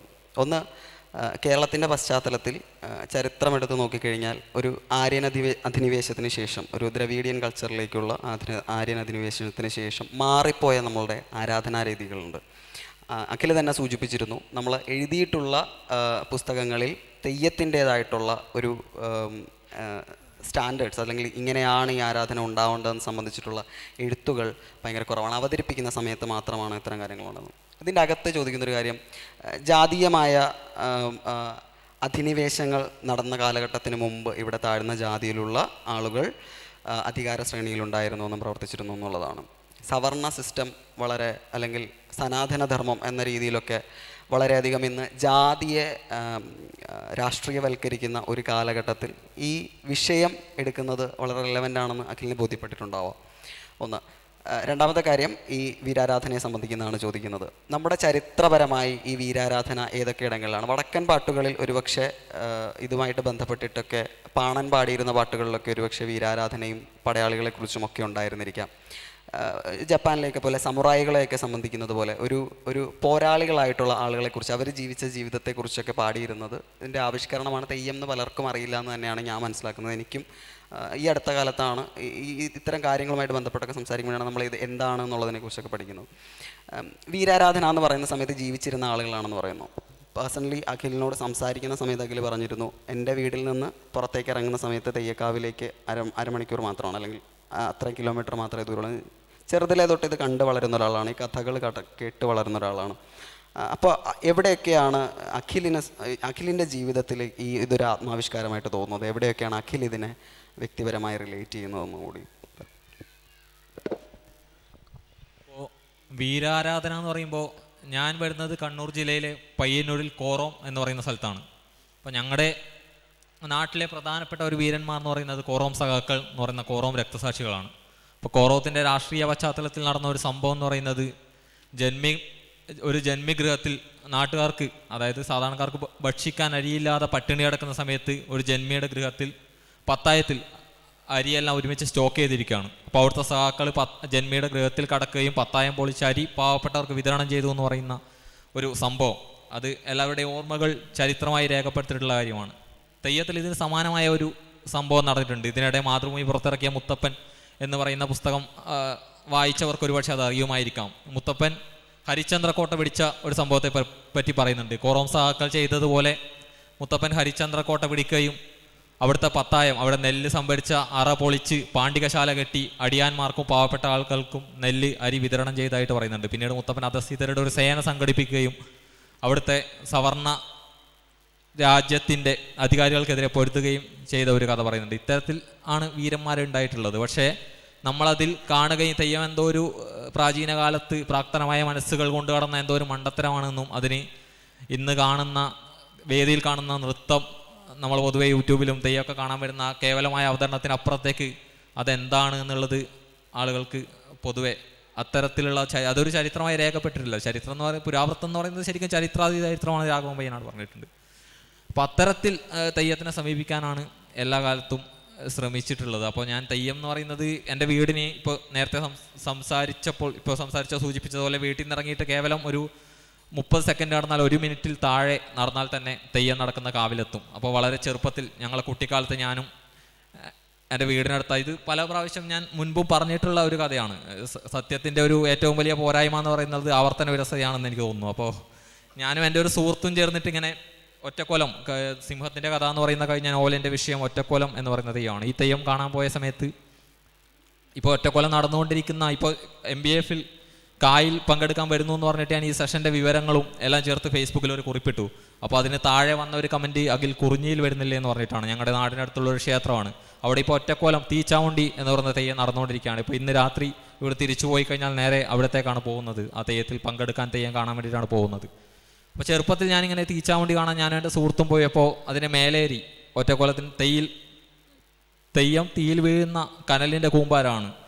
അതിൻ്റെ വളരെ ദൂരത്ത്, അതിൻ്റെ അടുത്തൊന്നും പോയി നിന്ന് കാണാൻ പോലും പറ്റില്ല. അപ്പോൾ അതിൻ്റെ വളരെ ദൂരത്ത് നിന്ന് ഞാനും എൻ്റെ സുഹൃത്തും ഇങ്ങനെ സംസാരിച്ചുകൊണ്ടിരുന്നപ്പോൾ കാറ്റിലൊരു ചെറിയ ഒരു കരിഞ്ഞതുപോലെയുള്ള ഒരു വെണ്ണീര് പോലെയുള്ള ഒരു ചെറിയ പീസ് പാറി വന്നിട്ട് എൻ്റെ കൂട്ടുകാരൻ്റെ കൈത്തണ്ടയിൽ വീണിട്ട് അപ്പോൾ തന്നെ അത് പൊള്ളിയിട്ട് ഒരു ചെറിയ നാണയവട്ടത്തിൽ പൊള്ളി വന്ന് പിന്നീട് അത് പിറ്റേ ദിവസത്തേക്ക് അത് പഴുത്ത് പൊട്ടുകയൊക്കെ ചെയ്തു. അത് നമ്മൾ വളരെ ദൂരം വന്നപ്പോൾ കാറ്റിൽ പാറി വീണ ഒരു ചെറിയ ഒരു കറുത്ത ഒരു തരി അവൻ്റെ കയ്യിൽ വന്ന് വീണിട്ടാണ് പിറ്റേ ദിവസത്തേക്ക് അത് പൊട്ടി പഴുത്തു പോയത്. ഈ കനലിൻ്റെ കൂമ്പാരത്തിലേക്കാണ് തെയ്യക്കാരൻ 100-101 പ്രാവശ്യം വീഴാൻ പോകുന്നത്. അപ്പോൾ കേവലം അവതരണം എന്നുള്ളതിനപ്പുറം ഇതിൻ്റെ പിന്നിൽ എന്താണ് സത്യത്തിൽ നടക്കുന്നത് എന്നുള്ളതിനെപ്പറ്റി ആളുകൾക്ക് വലിയ ധാരണയില്ല. ഇപ്പോൾ കൈതച്ചാമുണ്ടിയെ ആൾക്കാർ തല്ലി എന്ന് പറഞ്ഞിട്ടുണ്ടായ വിഷയം ഉണ്ടായപ്പോൾ ഞാൻ ഒരു വാർത്താ സമ്മേളനം, അവിടെയുള്ള ക്ഷേത്രത്തിൻ്റെ അധികാരികളും തെയ്യം കെട്ടിയ കോലക്കാരനുമായി ബന്ധപ്പെട്ടൊരു വാർത്താ സമ്മേളനം വിളിച്ചു. അപ്പോൾ അതിൽ ഈ കോലക്കാരൻ പറയുന്നൊരു കാര്യം, ഈ തെയ്യം ആൾക്കാരെ തല്ലി എന്ന് പറയുന്നതിൻ്റെ പിന്നിലുള്ള യഥാർത്ഥ വിഷയം എന്ന് പറഞ്ഞാൽ ഇതൊരു ഉഗ്രമൂർത്തിയായ ഒരു ദൈവമാണ്, ഉഗ്രമൂർത്തിയാണ്. അപ്പോൾ അത് കാണിക്കാൻ വേണ്ടിയിട്ടാണ്. അപ്പോൾ ആൾക്കാരെ ചെറുതായി തല്ലും കൈകാര്യം ചെയ്യുകയൊക്കെ ചെയ്തു എന്നിരിക്കും. അത് സ്വാഭാവികമായിട്ടുള്ള ഒരു കാര്യമാണെന്നാണ് അദ്ദേഹം പറയുന്നത്.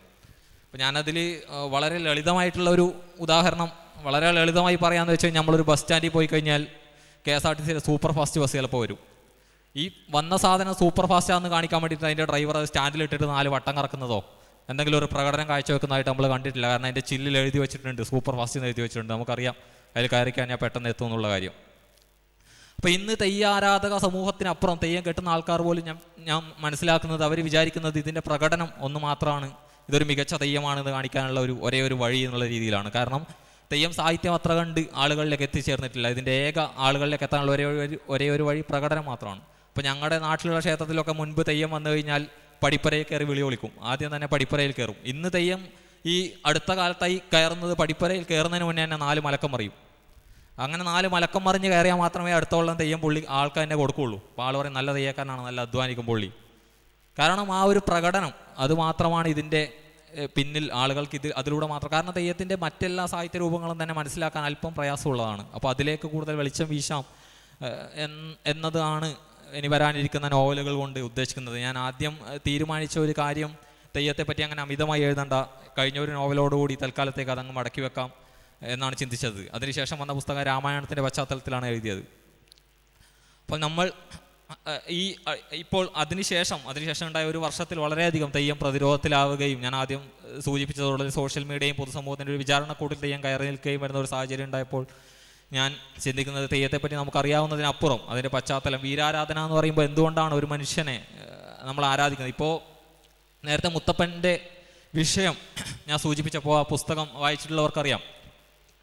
അതിൽ ഇപ്പോൾ ജാതിയുടെ കാര്യം പറഞ്ഞതുകൊണ്ടാണ് ഞാൻ അത് പറയുന്നത്. മുൻപ് ബ്രാഹ്മണ പുരോഹിതർ അവർക്ക് മേൽക്കൈ ഉണ്ടായ കാലത്ത് അടിയാന്മാർക്ക് വിഷവൈദ്യന്മാരെയും പേറ്റിച്ചുകളെയും പ്രസവെടുക്കുന്ന സ്ത്രീകളെ വരെ വിലക്കിയിരുന്നു. അപ്പോൾ മുത്തപ്പൻ ഇന്നും ഞങ്ങളുടെ നാട്ടിലൊക്കെ ഞാനിപ്പോൾ ഒരാഴ്ച മുൻപ് മുത്തപ്പൻ്റെ ഇന്ന് പാല് വാങ്ങി കുടിച്ച് ദാഹം തീർത്ത് വന്നതേ ഉള്ളൂ.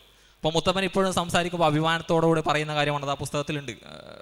മുത്തപ്പൻ എന്ന് പറഞ്ഞിട്ട് അതേ ടൈറ്റിൽ മാതൃഭൂമി ഇറക്കിയ ഒരു പുസ്തകം, അത് വാങ്ങി വായിക്കാം, തെയ്യം താല്പര്യമുള്ളവർ തീർച്ചയായും വാങ്ങി വായിക്കേണ്ട പുസ്തകമാണ്. അപ്പോൾ അതിൽ മുത്തപ്പൻ അരങ്ങിൽ വന്നാൽ എല്ലാവരോടും അഭിമാനത്തോടുകൂടി പറയുന്ന ഒരു കാര്യമാണ്, എൻ്റെ കുന്നത്തൂർ ആളടിയാത്തിക്ക് പേറ്റിയില്ല, വിഷഹാരിയില്ല. ആയ കാലത്ത് ഞാൻ തന്നെ പേറ്റിയായും വിഷഹാരിയായും നിലനിന്നിട്ടുണ്ട്. ഒരു ദൈവം പറയുവാണ്, എൻ്റെ കുന്നത്തൂർ ആളടിയാത്തിക്ക് പേറ്റിയില്ലായിരുന്നു, വിഷഹാരിയില്ലായിരുന്നു, അന്ന് ഞാൻ തന്നെ എൻ്റെ അടിയാത്തിയുടെ പേരെടുത്തിട്ടുണ്ട് എന്ന് പറയുന്ന ഒരു ദൈവം. അത്തരം ദൈവം ഒരു അരങ്ങിൽ വരുമ്പോൾ ഉണ്ടായ ഒരു 3-4 മണിക്കൂറുകളിൽ എന്ത് പ്രകടനമാണ് നടക്കുന്നതിനുള്ളതിനപ്പുറം ആ ദൈവം ജീവിച്ച കാലം എന്തായിരുന്നു, അന്ന് എന്തൊക്കെയായിരുന്നു സംഭവിച്ചത് അതിലേക്കൊരു അന്വേഷണം നടത്താം എന്നാണ് ചിന്തിക്കുന്നത്. അതിലേക്കാണ് ഇനി വരാനിരിക്കുന്ന പുസ്തകങ്ങൾ അതിലേക്ക് ഉള്ളതായിരിക്കും. ഇപ്പോൾ ഈ അഖില് പറഞ്ഞതിൻ്റെ അകത്ത് ഈ അന്ധവിശ്വാസത്തിൻ്റെ കുറേയധികം കാര്യങ്ങൾ ഇത്തരം ആരാധനകളുമായിട്ട് ബന്ധപ്പെട്ടിട്ട് പലപ്പോഴും പ്രൊജക്റ്റ് ചെയ്ത് നിൽക്കുന്നതായിട്ട് നമുക്ക് കാണാൻ പറ്റും. ഉദാഹരണത്തിന് തെയ്യക്കോലം കെട്ടുന്ന ആളുകൾ വരുന്ന ആളുകളുടെ ഭാവി പറയുന്നു, വരുന്ന ആളുകൾക്ക് എന്ത് സംഭവിക്കും എന്ന് പറയുന്നു. അപ്പോൾ അഖിലിൻ്റെ വീക്ഷണത്തിൽ അല്ലെങ്കിൽ അഖിലിൻ്റെ കാഴ്ചയിൽ പച്ചയായ മനുഷ്യ ജീവിതങ്ങളായി ജീവിച്ചിരുന്ന, നാടിനെ സംരക്ഷിച്ചിരുന്ന, അവരുടെ ജീവിത കാലഘട്ടത്തിൽ പോരാളികളായി ജീവിച്ചിരുന്ന മനുഷ്യരുടെ ഒരു ഇതിഹാസമോ അല്ലെങ്കിൽ അവരുടെ ഒരു ജീവിതമൊക്കെ തന്നെയാണ് തെയ്യത്തിൽ ആവിഷ്കരിക്കുന്നതെന്ന് പറഞ്ഞു. പക്ഷെ നമ്മൾ പുറത്തു നിന്നുള്ള ആളുകൾ കാണുന്ന സമയത്ത് ഇവരെങ്ങനെയാണ് ഈ നമുക്ക് ഒരു അതിഭാവുകത്വമൊക്കെ തോന്നുന്നൊരു കാര്യമാണ്. അതായത് വരുന്ന ആളുകളുടെ ഭാവി പറയുന്നു, വരുന്ന ആളുകളുടെ ജീവിതത്തിൽ ഇതിന് മുമ്പ് എന്ത് സംഭവിച്ചു എന്നുള്ള കാര്യങ്ങളെക്കുറിച്ച് വരുന്നു. അപ്പോൾ അത്തരം ധാരണകളൊക്കെ എങ്ങനെയാണ് ഇവരുണ്ടാകുന്നത്? 6th സെൻസ് ഉള്ള ആളുകളെ പോലെ തെയ്യത്തിൻ്റെ ആളുകൾ പെരുമാറുന്നു. അപ്പോൾ അതിനെയൊക്കെ എങ്ങനെ, അപ്പോൾ നാട്ടിലെ ഒരു ജീവിച്ചിരിക്കുന്ന ദൈവം എന്നൊക്കെയുള്ള രീതിയിൽ ആളുകൾ അതിനെ കാണുന്നുണ്ട്. അതിനെ കുറേയധികം ആളുകൾ ചൂഷണം ചെയ്യുന്ന രീതിയിലേക്ക് പോകുന്നു എന്നുള്ളത് കൊണ്ടായിരിക്കാം ഒരുപക്ഷെ ഇതിനെ കൂടുതലും പ്രതിരോധിക്കുന്നത്. അപ്പം അതെങ്ങനെയാണ് അഖിൽ മനസ്സിലാക്കുന്നത്? അതെന്തെങ്കിലും അതീതമായ അല്ലെങ്കിൽ അതീന്ദ്രിയ ജ്ഞാനമോ എന്തെങ്കിലും കഴിവായിട്ട് ഞാൻ മനസ്സിലാക്കുന്നില്ല.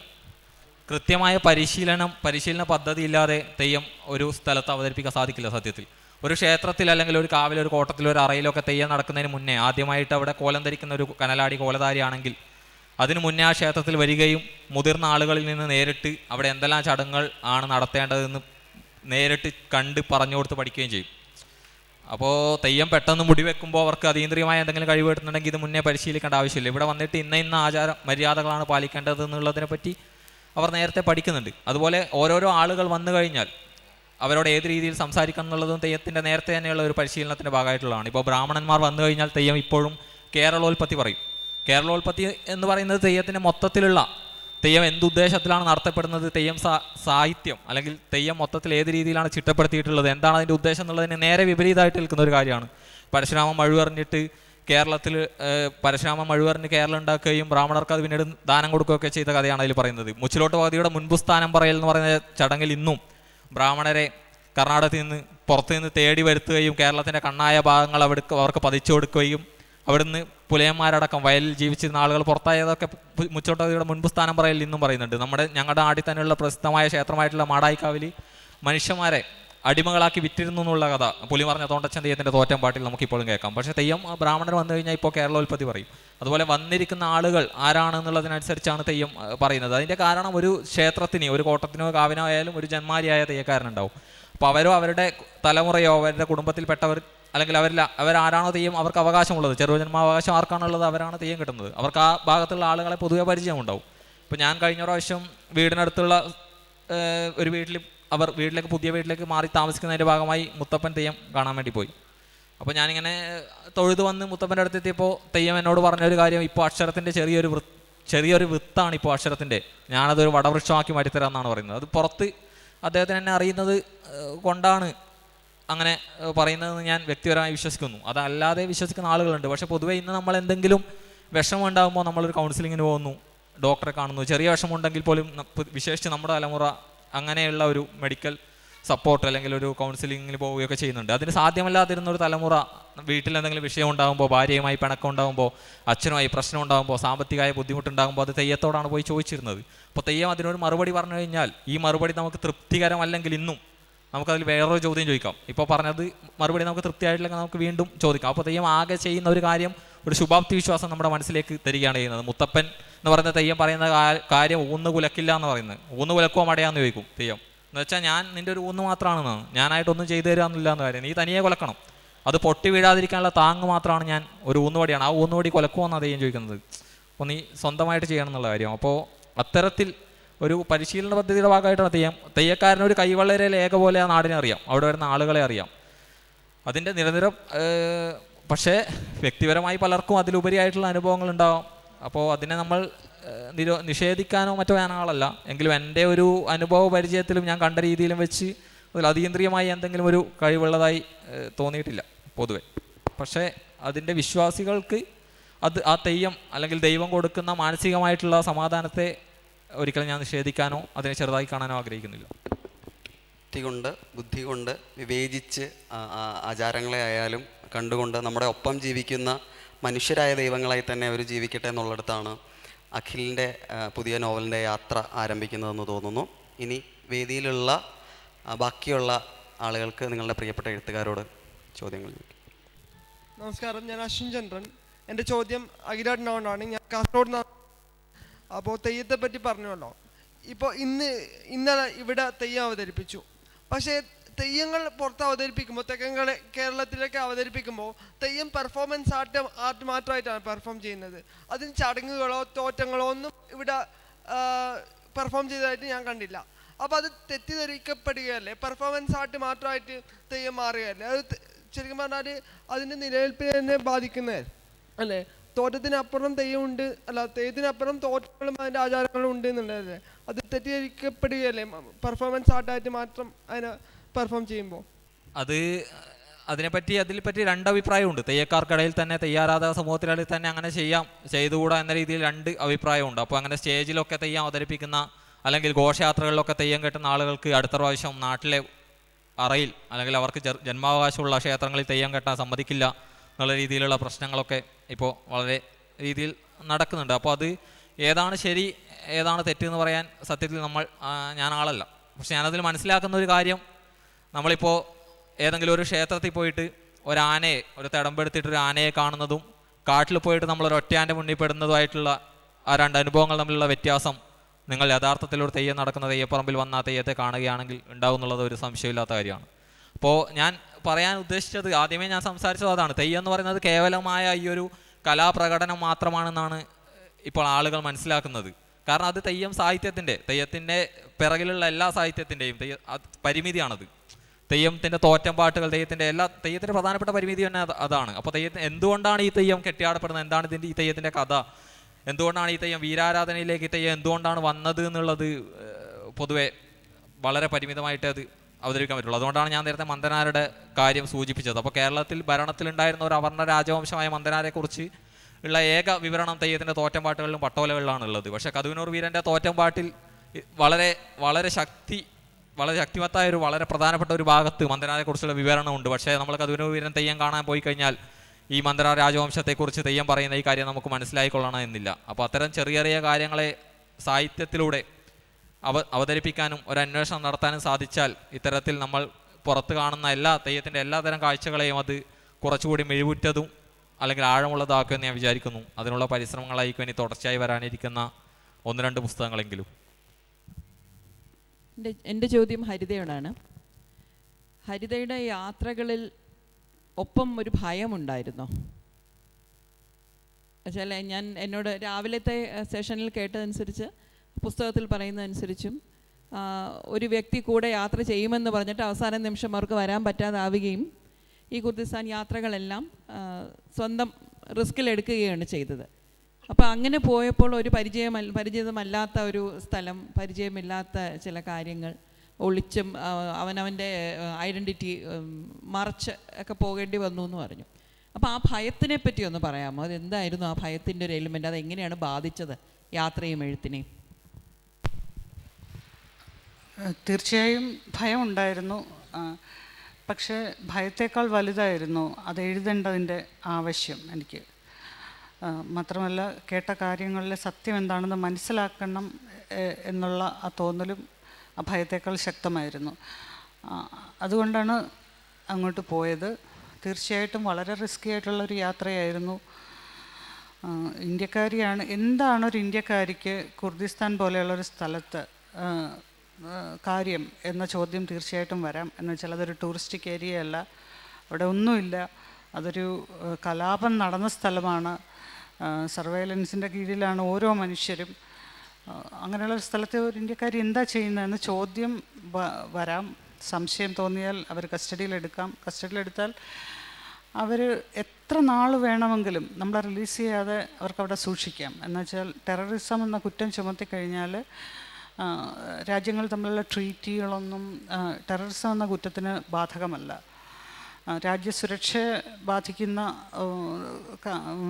തെറ്റുകൾ ചെയ്ത ഒരാളാണ് എന്ന സംശയമുണ്ട് എന്ന ഒരൊറ്റ കാരണം കൊണ്ട് തന്നെ അവർക്ക് എത്ര നാൾ വേണേലും നമ്മളെ തടവിൽ സൂക്ഷിക്കാം, ടോർച്ചർ ചെയ്യാം. ടർക്കിയിലെ ജയിലുകൾ നമ്മുടെ നാട്ടിലെ ജയിലുകൾ പോലെയല്ല. നമ്മുടെ നാട്ടിലെ ഗോവിന്ദചാമിയൊക്കെ ജയിലിൽ പോയി കിടന്ന് വളരെ സുന്ദരനായി തിരിച്ചു വന്ന ഫോട്ടോകളൊക്കെ നമ്മൾ കണ്ടിട്ടുണ്ട്. ഇതങ്ങനെയല്ല, സിസ്റ്റമാറ്റിക് ടോർച്ചറാണ്. എല്ലാ ദിവസവും ടോർച്ചർ ചെയ്യും, മാനസികമായും ശാരീരികമായും. അതൊക്കെ സർവൈവ് ചെയ്യേണ്ടി വരും എന്നൊക്കെ ഉള്ള. പിടിക്കപ്പെട്ടാൽ നമ്മൾ തെറ്റൊന്നും ചെയ്യണമെന്നില്ല പിടിക്കപ്പെടാൻ, സംശയം തോന്നിയാൽ മതി. അങ്ങനെ പിടിക്കപ്പെടരുത്, പിടിക്കപ്പെട്ട് കഴിഞ്ഞാൽ അപകടമാണെന്നൊക്കെ അറിയാമായിരുന്നു. അങ്ങനെ ഒരു ഭയം ഉള്ളിൽ തീർച്ചയായിട്ടും ഉണ്ടായിരുന്നു. പക്ഷേ എനിക്ക് പോകാതിരിക്കാൻ പറ്റില്ലായിരുന്നു. മനസാക്ഷി എന്ന് നമ്മുടെ മനസാക്ഷിയുടെ ചില ചോദ്യങ്ങളുണ്ടല്ലോ, അവയ്ക്ക് മുന്നിൽ ഉത്തരം പറഞ്ഞല്ലേ മതിയാവൂ. അതുകൊണ്ടാണ് പോയത്. എല്ലാവർക്കും നമസ്കാരം. എൻ്റെ പേര് ദക്ഷിണ. ഞാൻ മലപ്പുറത്ത് നിന്നാണ് വരുന്നത്. ഞാൻ 6th പഠിക്കുന്നത്. ഞാൻ ഇതുവരെ 2000 ബുക്സ് വായിച്ചിട്ടുണ്ട്. എൻ്റെ ചോദ്യം അഖിൽ സാറിൻ്റെ അടുത്താണ്. ഞാൻ സാറിൻ്റെ താരാകാന്തൻ എന്ന ബുക്ക് വായിച്ചിട്ടുണ്ട്. ആദ്യത്തെ കേന്ദ്ര കഥാപാത്രം സിത്താരയാണല്ലോ, ഒരു ചിത്തഭ്രമം ബാധിച്ച കുട്ടി. അപ്പോൾ അങ്ങനെ ഒരു കഥാപാത്രത്തെ എഴുതാനുള്ള ത്രെഡ് എന്നാണ് കിട്ടിയത്? നമ്മൾ നേരത്തെ അവിടെ ഇരുന്ന് ഈ വേദിയിലേക്ക് പുറപ്പെടുന്നതിന് മുൻപ് സംസാരിച്ച കൂട്ടത്തിൽ കടന്നു വന്നതാണ് താങ്കളുടെ പേര്. താങ്കളെക്കുറിച്ച് നമ്മൾ അല്പനേരം സംസാരിച്ചിരുന്നു. അപ്പോൾ നേരിട്ട് ഞങ്ങളെല്ലാവരും അപ്പോൾ നേരിട്ട് കാണാൻ സാധിച്ചാലും സംസാരിക്കാൻ സാധിച്ചാലും സന്തോഷമുണ്ട്. അത് താരാകാന്തൻ എന്ന് പറയുന്ന നോവൽ എഴുതുന്നതിന് മുൻപ് അഖിലിന് എഴുതാൻ സാധിക്കുന്ന ഒരു കഥ ഞങ്ങളുടെ കയ്യിലുണ്ട് എന്ന് പറഞ്ഞിട്ട് ഞാൻ ഏകദേശം ഒരു 10-12ഓളം കഥകൾ കേൾക്കുകയുണ്ടായി. അതൊരു വലിയ ഭാഗ്യമാണ്. കരിയറിൻ്റെ ശൈശവ ദിശയിൽ തുടക്കത്തിൽ നിൽക്കുന്ന ഒരു എഴുത്തുകാരൻ അഖിലിന് എഴുതാൻ പറ്റുന്ന കുറച്ച് കഥകൾ ഞങ്ങളുടെ കയ്യിലുണ്ട് എന്ന് പറഞ്ഞ് വായനക്കാർ വിളിച്ച് അവരുടെ കഥകൾ പറഞ്ഞു തരിക എന്ന് പറയുന്നത് വലിയ ഭാഗ്യമാണ്. അപ്പോൾ അത്തരത്തിൽ ഞാൻ കേട്ടതിൽ ഒരു കഥയാണ്. എനിക്ക് അതിനു മുൻപ് പരിചയം ഉണ്ടായിരുന്ന ഒരു പെൺകുട്ടി, അവളുടെ ചെറുപ്പത്തിൽ, അവൾക്ക് 8 വയസ്സ് പ്രായമുണ്ടായിരുന്നപ്പോൾ അവളുടെ ബന്ധുക്കൾ, ഇന്നും അവളുടെ വീട്ടിൽ താമസിക്കുന്ന ബന്ധുക്കൾ 2 പേർ ചേർന്ന് അവളെ ബലാത്സംഗം ചെയ്തു, പീഡിപ്പിച്ചു. ആ വാക്ക് തന്നെ നമുക്ക് ഉപയോഗിക്കാൻ ബുദ്ധിമുട്ടാണ്. അപ്പോൾ ഞാൻ അതിനു മുൻപ് അവരുമായി പുറത്തൊക്കെ പോയിട്ടുണ്ട്, ബീച്ചിലൊക്കെ പോയിട്ടുണ്ട്, ഞങ്ങൾ ഒരുമിച്ച് ഭക്ഷണം കഴിച്ചിട്ടുണ്ട്. വളരെ ഹാപ്പി ആയിട്ടുള്ള ഒരാളാണ് അവർ. അപ്പോൾ അവരൊരു പ്രാവശ്യം പറഞ്ഞ കഥയാണിത്. വളരെ വിശദമായി ആ നോവലിലുള്ള ഒരു പ്രത്യേക അധ്യായം, അതിൽ നടക്കുന്നത് വള്ളി പുള്ളി വ്യത്യാസമില്ലാതെ അവർ പറഞ്ഞ കാര്യങ്ങൾ അങ്ങനെ തന്നെ പകർത്തി എഴുതുകയാണ് ചെയ്തിട്ടുള്ളത്. അപ്പോൾ ഇതായിരിക്കും അടുത്ത നോവൽ എന്നുള്ള കാര്യം ഞാൻ തീരുമാനിച്ചു. ഞാൻ വളരെ അസ്വസ്ഥമായി. ഈ നോവൽ എഴുതുന്നതിന് മുന്നേ ആ അധ്യായം എഴുതിക്കൊണ്ടിരുന്നപ്പോൾ ആ ഒറ്റ അധ്യായം എഴുതാൻ വേണ്ടി മാത്രം ഞാൻ 3 മാസം സമയമെടുത്തു. കാരണം അത് അത്രയും ബുദ്ധിമുട്ടായിരുന്നു എനിക്ക് എഴുതാൻ. അപ്പോൾ വീട്ടിൽ എൻ്റെ കസിൻ ചേച്ചിയുമായിട്ട് ഞാനിങ്ങനെ സംസാരിച്ചുകൊണ്ടിരുന്നപ്പോൾ ഞാൻ പറഞ്ഞു, അടുത്തായിട്ട് ഞാൻ ഇങ്ങനെ ഒരു നോവലാണ് എഴുതിക്കൊണ്ടിരിക്കുന്നത്. ഒരു വീട്ടുകാർ തന്നെ പീഡിപ്പിച്ച, ഇന്നും അവരുടെ കൂടെ തന്നെ താമസിക്കുന്ന ഒരു പെൺകുട്ടിയുടെ കഥയാണ് എഴുതാൻ പോകുന്നത്. അപ്പോൾ ചേച്ചി എന്നോട് ഇങ്ങോട്ട് തിരിച്ച് ചോദിച്ച ചോദ്യം, അതിലിപ്പോൾ എന്താണ് ഒരു നോവൽ എഴുതാനും മാത്രമുള്ളത്, വിശേഷിച്ചായി ഇപ്പോൾ എന്താണുള്ളത് എന്നാണ് ചോദിച്ചത്. ഞാൻ ഞെട്ടിപ്പോയി. കാരണം ഇന്ന് ഒരു പെൺകുട്ടി ബലാത്സംഗത്തിന് ഇരയായി അല്ലെങ്കിൽ പീഡിപ്പിക്കപ്പെട്ടു എന്ന് പറയുന്നത്, മറ്റൊരു പെൺകുട്ടി തന്നെ പറയുന്നത്, അതിൽ ഇത്രമാത്രം വലിയ വിഷയം എന്താണുള്ളത്. കാരണം അത് വളരെ സാധാരണം എന്ന പോലെ നമ്മുടെ നാട്ടിൽ പത്രങ്ങളിലൊക്കെ ദിവസവും വന്നു തുടങ്ങി. അത് സത്യത്തിൽ എന്നെ ഒന്ന് പിടിച്ചുലക്കുകയും കുറച്ച് ദിവസങ്ങൾ ഞാൻ സ്റ്റക്കായിപ്പോയി. മറ്റാരെങ്കിലും ഒരു ആൺകുട്ടി അതിനെപ്പറ്റി ചോദിച്ചാൽ ഞാൻ അതൊരു വിഷയം ആയി എടുക്കില്ലായിരുന്നു. അപ്പോൾ അങ്ങനെ ഒരു കഥയെ മറ്റൊരു രീതിയിൽ, അതായത് കൂടുതൽ അതിലൊന്നും ഇല്ല എന്ന് പറയുന്നത് സത്യത്തിൽ 2-3 ദിവസം ഒന്ന് സ്റ്റക്കായി പോയി. അതിനുശേഷമാണ് രാമായണത്തിൻ്റെ കടുത്ത ചായക്കൂട്ടുകൾ ഉപയോഗിച്ച് ഇതേ കഥ തന്നെ പറയാമെന്നുള്ള ഒരു ആലോചനയിലേക്ക് എത്തിയത്. അപ്പോൾ അത് സത്യത്തിലൊരു നടന്ന സംഭവമാണ്. അതിൽ ഉപയോഗിച്ച ആ പെൺകുട്ടിയുടെ കഥ, സിതാരയുടെ കഥ മുഴുവനായി തന്നെ അവരുടെ ചെറുപ്പകാലമാണ് ഞാൻ ഉദ്ദേശിക്കുന്നത്. അവരുടെ ചെറുപ്പകാലത്തിൽ നടന്ന കാര്യങ്ങളെല്ലാം തന്നെ യഥാർത്ഥത്തിൽ സംഭവിച്ച കാര്യമാണ്. അവരിന്നും ചിത്തഭ്രമത്തിൻ്റെ മാനസിക അസ്വാസ്ഥ്യങ്ങളുടെ പിടിയിലുള്ള ഒരു പെൺകുട്ടിയുടെ യഥാർത്ഥ ജീവിതകഥയാണത്. അപ്പോൾ അത് എന്നെ ഇങ്ങോട്ട് തേടി വന്ന ഒരു കഥയാണ്. അത് ഞാൻ പകർത്തി എഴുതുകയാണ് ചെയ്തത്. അത് എഴുതാൻ എനിക്ക് വളരെ, അത് വായിച്ചപ്പോൾ പലരും എന്നോട് വളരെ വിഷമത്തോടെ സംസാരിച്ചു. ആൾക്കാർ പറഞ്ഞാൽ അങ്ങനെ തുറന്ന് അത് എഴുതേണ്ട ആവശ്യമില്ലായിരുന്നു, അടച്ച് കുറച്ചൊരു ഒതുക്കത്തിൽ പറയുന്നതാണ് യഥാർത്ഥ കല എന്ന് ആൾക്കാർ എന്നോട് പറഞ്ഞു. അപ്പോൾ ഞാനതിൽ ഉദ്ദേശിച്ച ഒരു കാര്യം, നമ്മുടെ വീട്ടിലുള്ള ചെറിയ കുട്ടികളൊക്കെ ഫേസ്ബുക്കിൽ വളരെ മുൻപ് വായിച്ച ഒരു കുറിപ്പ്, മഞ്ച് ഒരു മാരകായുധമാണെന്ന് പറഞ്ഞ് ഫേസ്ബുക്കിൽ ഒരു കുറിപ്പ് വായിച്ചിരുന്നു. അത് എഴുതിയത് ആരാണെന്ന് എനിക്ക് ഓർമ്മയില്ല. പക്ഷെ അതിലൊരു വാചകം, ഒരു കുട്ടികൾ ലോകാരംഭത്തിൽ എന്ന പോലെ നിഷ്കളങ്കരാണ് കുട്ടികൾ, വെറും ഒരു മഞ്ച് കൊടുത്താൽ നമുക്ക് അവരെ ഏത് നരകത്തിലേക്ക് വേണമെങ്കിലും കൂട്ടിക്കൊണ്ടുപോകാമെന്നാണ്. അപ്പോൾ നമ്മുടെ കുട്ടികളെങ്കിലും നമ്മളങ്ങനെ പരിചയമില്ലാത്തവരുടെ കൂടെ അയക്കുമ്പോൾ ഈ നോവൽ വായിച്ച ഒരാളെങ്കിലും 2 വട്ടം ആലോചിക്കട്ടെ. അതൊരു ക്രൂരമായ ചിന്തയാണ് എങ്കിൽ പോലും ഞാൻ അങ്ങനെയാണ് ചിന്തിച്ചത്. അത് എഴുതിയ സമയത്ത് ഞാൻ ഒരു പ്രാവശ്യം കമ്പ്യൂട്ടറിൽ എഴുതിക്കൊണ്ടിരുന്നപ്പോൾ ആ ചാപ്റ്റർ ഏകദേശം അതിൻ്റെ അവസാന ഘട്ടത്തിൽ ആ പെൺകുട്ടി പീഡിപ്പിക്കപ്പെട്ടതിന് ശേഷം അവളുടെ അടിവസ്ത്രം അവൾ ഊരിയിട്ട് മണ്ണിൽ കുഴിച്ചിടുന്ന ഒരു ഭാഗം അതിലുണ്ട്. അപ്പോൾ അത് എഴുതിക്കൊണ്ടിരുന്നപ്പോൾ, അത് എഴുതി അവസാനിപ്പിച്ചപ്പോൾ ആ അധ്യായം എഴുതി കഴിഞ്ഞു. അപ്പോൾ ഞാൻ സമാധാനപ്പെട്ടു. കാരണം ഞാനൊരു ഉറക്കമൊന്നുമില്ലാതെ വല്ലാത്തൊരു മാനസികാവസ്ഥയിലാണ് അത് എഴുതിക്കൊണ്ടിരുന്നത്. പക്ഷേ ആ സമയത്ത് സംഭവിച്ചൊരു കാര്യം, എൻ്റെ കമ്പ്യൂട്ടർ ചാർജ് ചെയ്തിരുന്ന് പെട്ടെന്ന് ഓഫായിപ്പോയി. സാധാരണ ഇതിൽ അങ്ങനെ ഉണ്ടാവാറില്ല. എഴുതുന്നതിനിടയ്ക്കൊരു 10 മിനിറ്റിൻ്റെ ഗ്യാപ്പിൽ ഞാനത് സേവ് ചെയ്ത് ഇട്ടുകൊണ്ടിരിക്കും. പൊതുവേ അങ്ങനെ കമ്പ്യൂട്ടർ ഓഫ് ആകാനുള്ള ഒരു ഇട ഉണ്ടാക്കാറില്ല. എൻ്റെ ജീവിതത്തിലെ ഏറ്റവും വലിയ സന്തോഷങ്ങളിലൊന്നും ലാപ്ടോപ്പ് എപ്പോഴും ഫുൾ ചാർജിലുണ്ടായിരിക്കുക എന്നുള്ളത് മാത്രമായിരുന്നു ഈ അടുത്ത കാലം വരെ. അപ്പോൾ ഓഫായപ്പോൾ ഞാൻ വിചാരിച്ചത് ഇത് നഷ്ടപ്പെട്ടിട്ടുണ്ടാവും എന്നാണ്. ചില സമയങ്ങളിൽ അത് ഓപ്പണായി വരുമ്പോൾ ചിലപ്പോൾ വേൾഡ് ആ ഫയലിൽ തന്നെ ഉണ്ടാവും, ചിലപ്പോൾ അത് ഉണ്ടാവില്ല. അപ്പോൾ ഞാൻ വിചാരിച്ച കാര്യം, തുറന്ന് വരുമ്പോൾ ഇത് ആ ഫയൽ അങ്ങനെ തന്നെ ഇല്ലെങ്കിൽ ഈ നോവൽ ഇവിടെ വെച്ച് ഉപേക്ഷിക്കാം. കാരണം അത് ഒരു പ്രാവശ്യം കൂടി എഴുതാനുള്ള ത്രാണി എനിക്കില്ലായിരുന്നു. പക്ഷെ എന്തുകൊണ്ടോ ചാർജറിൽ കണക്ട് ചെയ്ത് ഓൺ ചെയ്തപ്പോൾ എഴുതിയ ഭാഗം അങ്ങനെ തന്നെ വരികയും ഞാനത് അപ്പോൾ തന്നെ സേവ് ചെയ്യുകയും ചെയ്തു. ആ ഭാഗം യാതൊരു എഡിറ്റും ചെയ്തിട്ടില്ല. അതിൽ അക്ഷരത്തെറ്റുകളുണ്ടോ എന്ന് പോലും ഞാൻ പരിശോധിക്കാതെയാണ് നോവലിൽ ആ ഭാഗം ഉൾപ്പെടുത്തിയിട്ടുള്ളത്. അപ്പോൾ അതിങ്ങനെ യഥാർത്ഥത്തിൽ നടന്ന ഒരു കഥയാണ്. അപ്പോൾ ഇത്തരം നമുക്ക് ഒരു ഡോക്ടറോട് പോലെ അവരെന്നോട് പറഞ്ഞ കാര്യം, ഈ കഥ വിശദമായി 2 പേർക്ക് മാത്രമേ അറിയാവുള്ളൂ. ഒന്ന് ഞാനിപ്പോൾ എന്നെ ചികിത്സിച്ചുകൊണ്ടിരിക്കുന്ന ഡോക്ടറിനും, പിന്നെ ഒന്ന് അഖിലിനും എന്നാണ് പറഞ്ഞത്. അവരുടെ വീട്ടുകാർക്ക് പോലും വിശദാംശങ്ങളോടുകൂടി ഈ സംഭവം അറിയില്ല. അപ്പോൾ അത് പരിചയമില്ലാത്ത, വിശേഷം എന്നെ പോലെ ചെറിയ പ്രായത്തിലുള്ള ഒരാളോട് വിശദമായ ഒരു പെൺകുട്ടിക്ക് സംസാരിക്കാൻ സാധിക്കുന്നത് നമ്മളുടെ പുസ്തകങ്ങളുടെ, അല്ലെങ്കിൽ നമ്മൾ എഴുത്തുകാരനാണ്, അല്ലെങ്കിൽ നമ്മുടെ മുൻ പുസ്തകങ്ങൾ വായിച്ചത് കൊണ്ടായിരിക്കാം, അല്ലെങ്കിൽ മലയാളത്തിലെ എല്ലാ എഴുത്തുകാർക്കും കിട്ടുന്ന ഒരു ആദരമാണത് എന്ന് ഞാൻ വിശ്വസിക്കുന്നു. പത്രത്തിലാണ് പുസ്തകത്തിലേക്ക് കടന്നു വന്നത്. അതിനെക്കുറിച്ച് ചോദിച്ചതിലും സംസാരിച്ചതിലും വലിയ സന്തോഷമുണ്ട്. മാഡം, സോണിയയുടെ പട്ടാള ജീവിതത്തിലെ രാജസ്ഥാൻ മരുഭൂമിയിലൊക്കെ അവർ അനുഭവിച്ച കുറേ കാര്യങ്ങളൊക്കെ വിവരിക്കുമ്പോഴും ഒരു സ്നേഹത്തിൻ്റെ ഭാഷയിൽ നിന്ന് അദ്ദേഹം അവർ സംസാരിക്കുമ്പോഴും ആ ഒരു സ്നേഹം പ്രകടിപ്പിക്കുന്നുണ്ട്. ഒരു ജെൻഡർ വ്യത്യാസമില്ലാതെ ഈ പട്ടാള ജീവിതത്തിൽ എങ്ങനെയാണ് കഴിഞ്ഞു പോകാൻ പറ്റുന്നത്? നമ്മുടെ ഈ ലോകത്ത് ഇപ്പോൾ ഏറ്റവും ഒടുവിൽ പറഞ്ഞ കണക്കനുസരിച്ച് ഒരു ജെൻഡർ സാമ്യത, തുല്യത വരണമെങ്കിൽ ഒരു 100 വർഷം വരെ കാത്തിരിക്കണം എന്ന് പറയുന്ന ഈ ഒരു കാലഘട്ടത്തിൽ ഒരു പട്ടാളത്തിൽ പോയിട്ട് ഇങ്ങനെ ഒരു ജെൻഡർ വ്യത്യാസമില്ലാതെ സ്നേഹപ്രകടനത്തോടു കൂടി മാഡത്തിന് ഇങ്ങനെ എഴുതാൻ, അല്ലെങ്കിൽ എങ്ങനെ ജീവിക്കാൻ സാധിച്ചു, ആ സർവീസ് ജീവിതം എങ്ങനെ കൊണ്ടുപോകാൻ സാധിച്ചു എന്നൊരു എളിയ ചോദ്യമാണ് എനിക്കുള്ളത്. Thank you sir. അത് മിലിറ്ററിയിൽ, ഇന്ത്യൻ ആർമിയിൽ എൻ്റെ അനുഭവം വെച്ച് നോക്കുമ്പം, ഞാനിതിന് മുന്നേയും ഞാൻ ഈ ചോദ്യത്തിന് ഉത്തരം പറഞ്ഞിട്ടുള്ളതാണ്. ആദ്യത്തെ പോസ്റ്റിങ് തന്നെ എൻ്റെ യൂണിറ്റിൽ ഞാൻ ചെന്ന് കയറിയപ്പം ഒരു ഫീൽഡ് ഹോസ്പിറ്റലാണ്, ടെൻറ്റിലാണ് എല്ലാവരും കിടക്കുന്നത്. മരുഭൂമിയിൽ ഇങ്ങനെ പെട്ടെന്നുള്ള ഒരു ഇതായതുകൊണ്ട് വലിച്ചു കെട്ടിയ ടെൻറ്റുകളാണ്. അപ്പം ഈ 200 പേരോളം ഉണ്ട്. ഞാൻ ചെന്നപ്പോൾ അവിടെ ഒരേ ഒരു സ്ത്രീ ഞാൻ മാത്രമായിരുന്നു.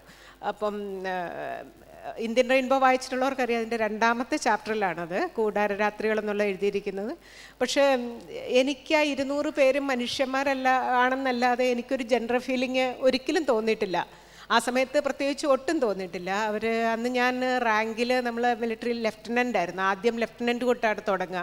അപ്പം ഞാൻ ലെഫ്റ്റനൻ്റ് സോണിയ, അല്ലെ ഡോക്ടർ സാബ്, അല്ലെങ്കിൽ ലെഫ്റ്റനൻ്റ് സാബ്, അല്ലാതെ അതൊരു ആണോ പെണ്ണോ എന്നുള്ളൊരു ഫീലിങ്ങിൽ എനിക്കൊരിക്കലും ഒരു ജെൻഡർ ഡിഫറൻസ് തോന്നിയിട്ടേ ഇല്ല.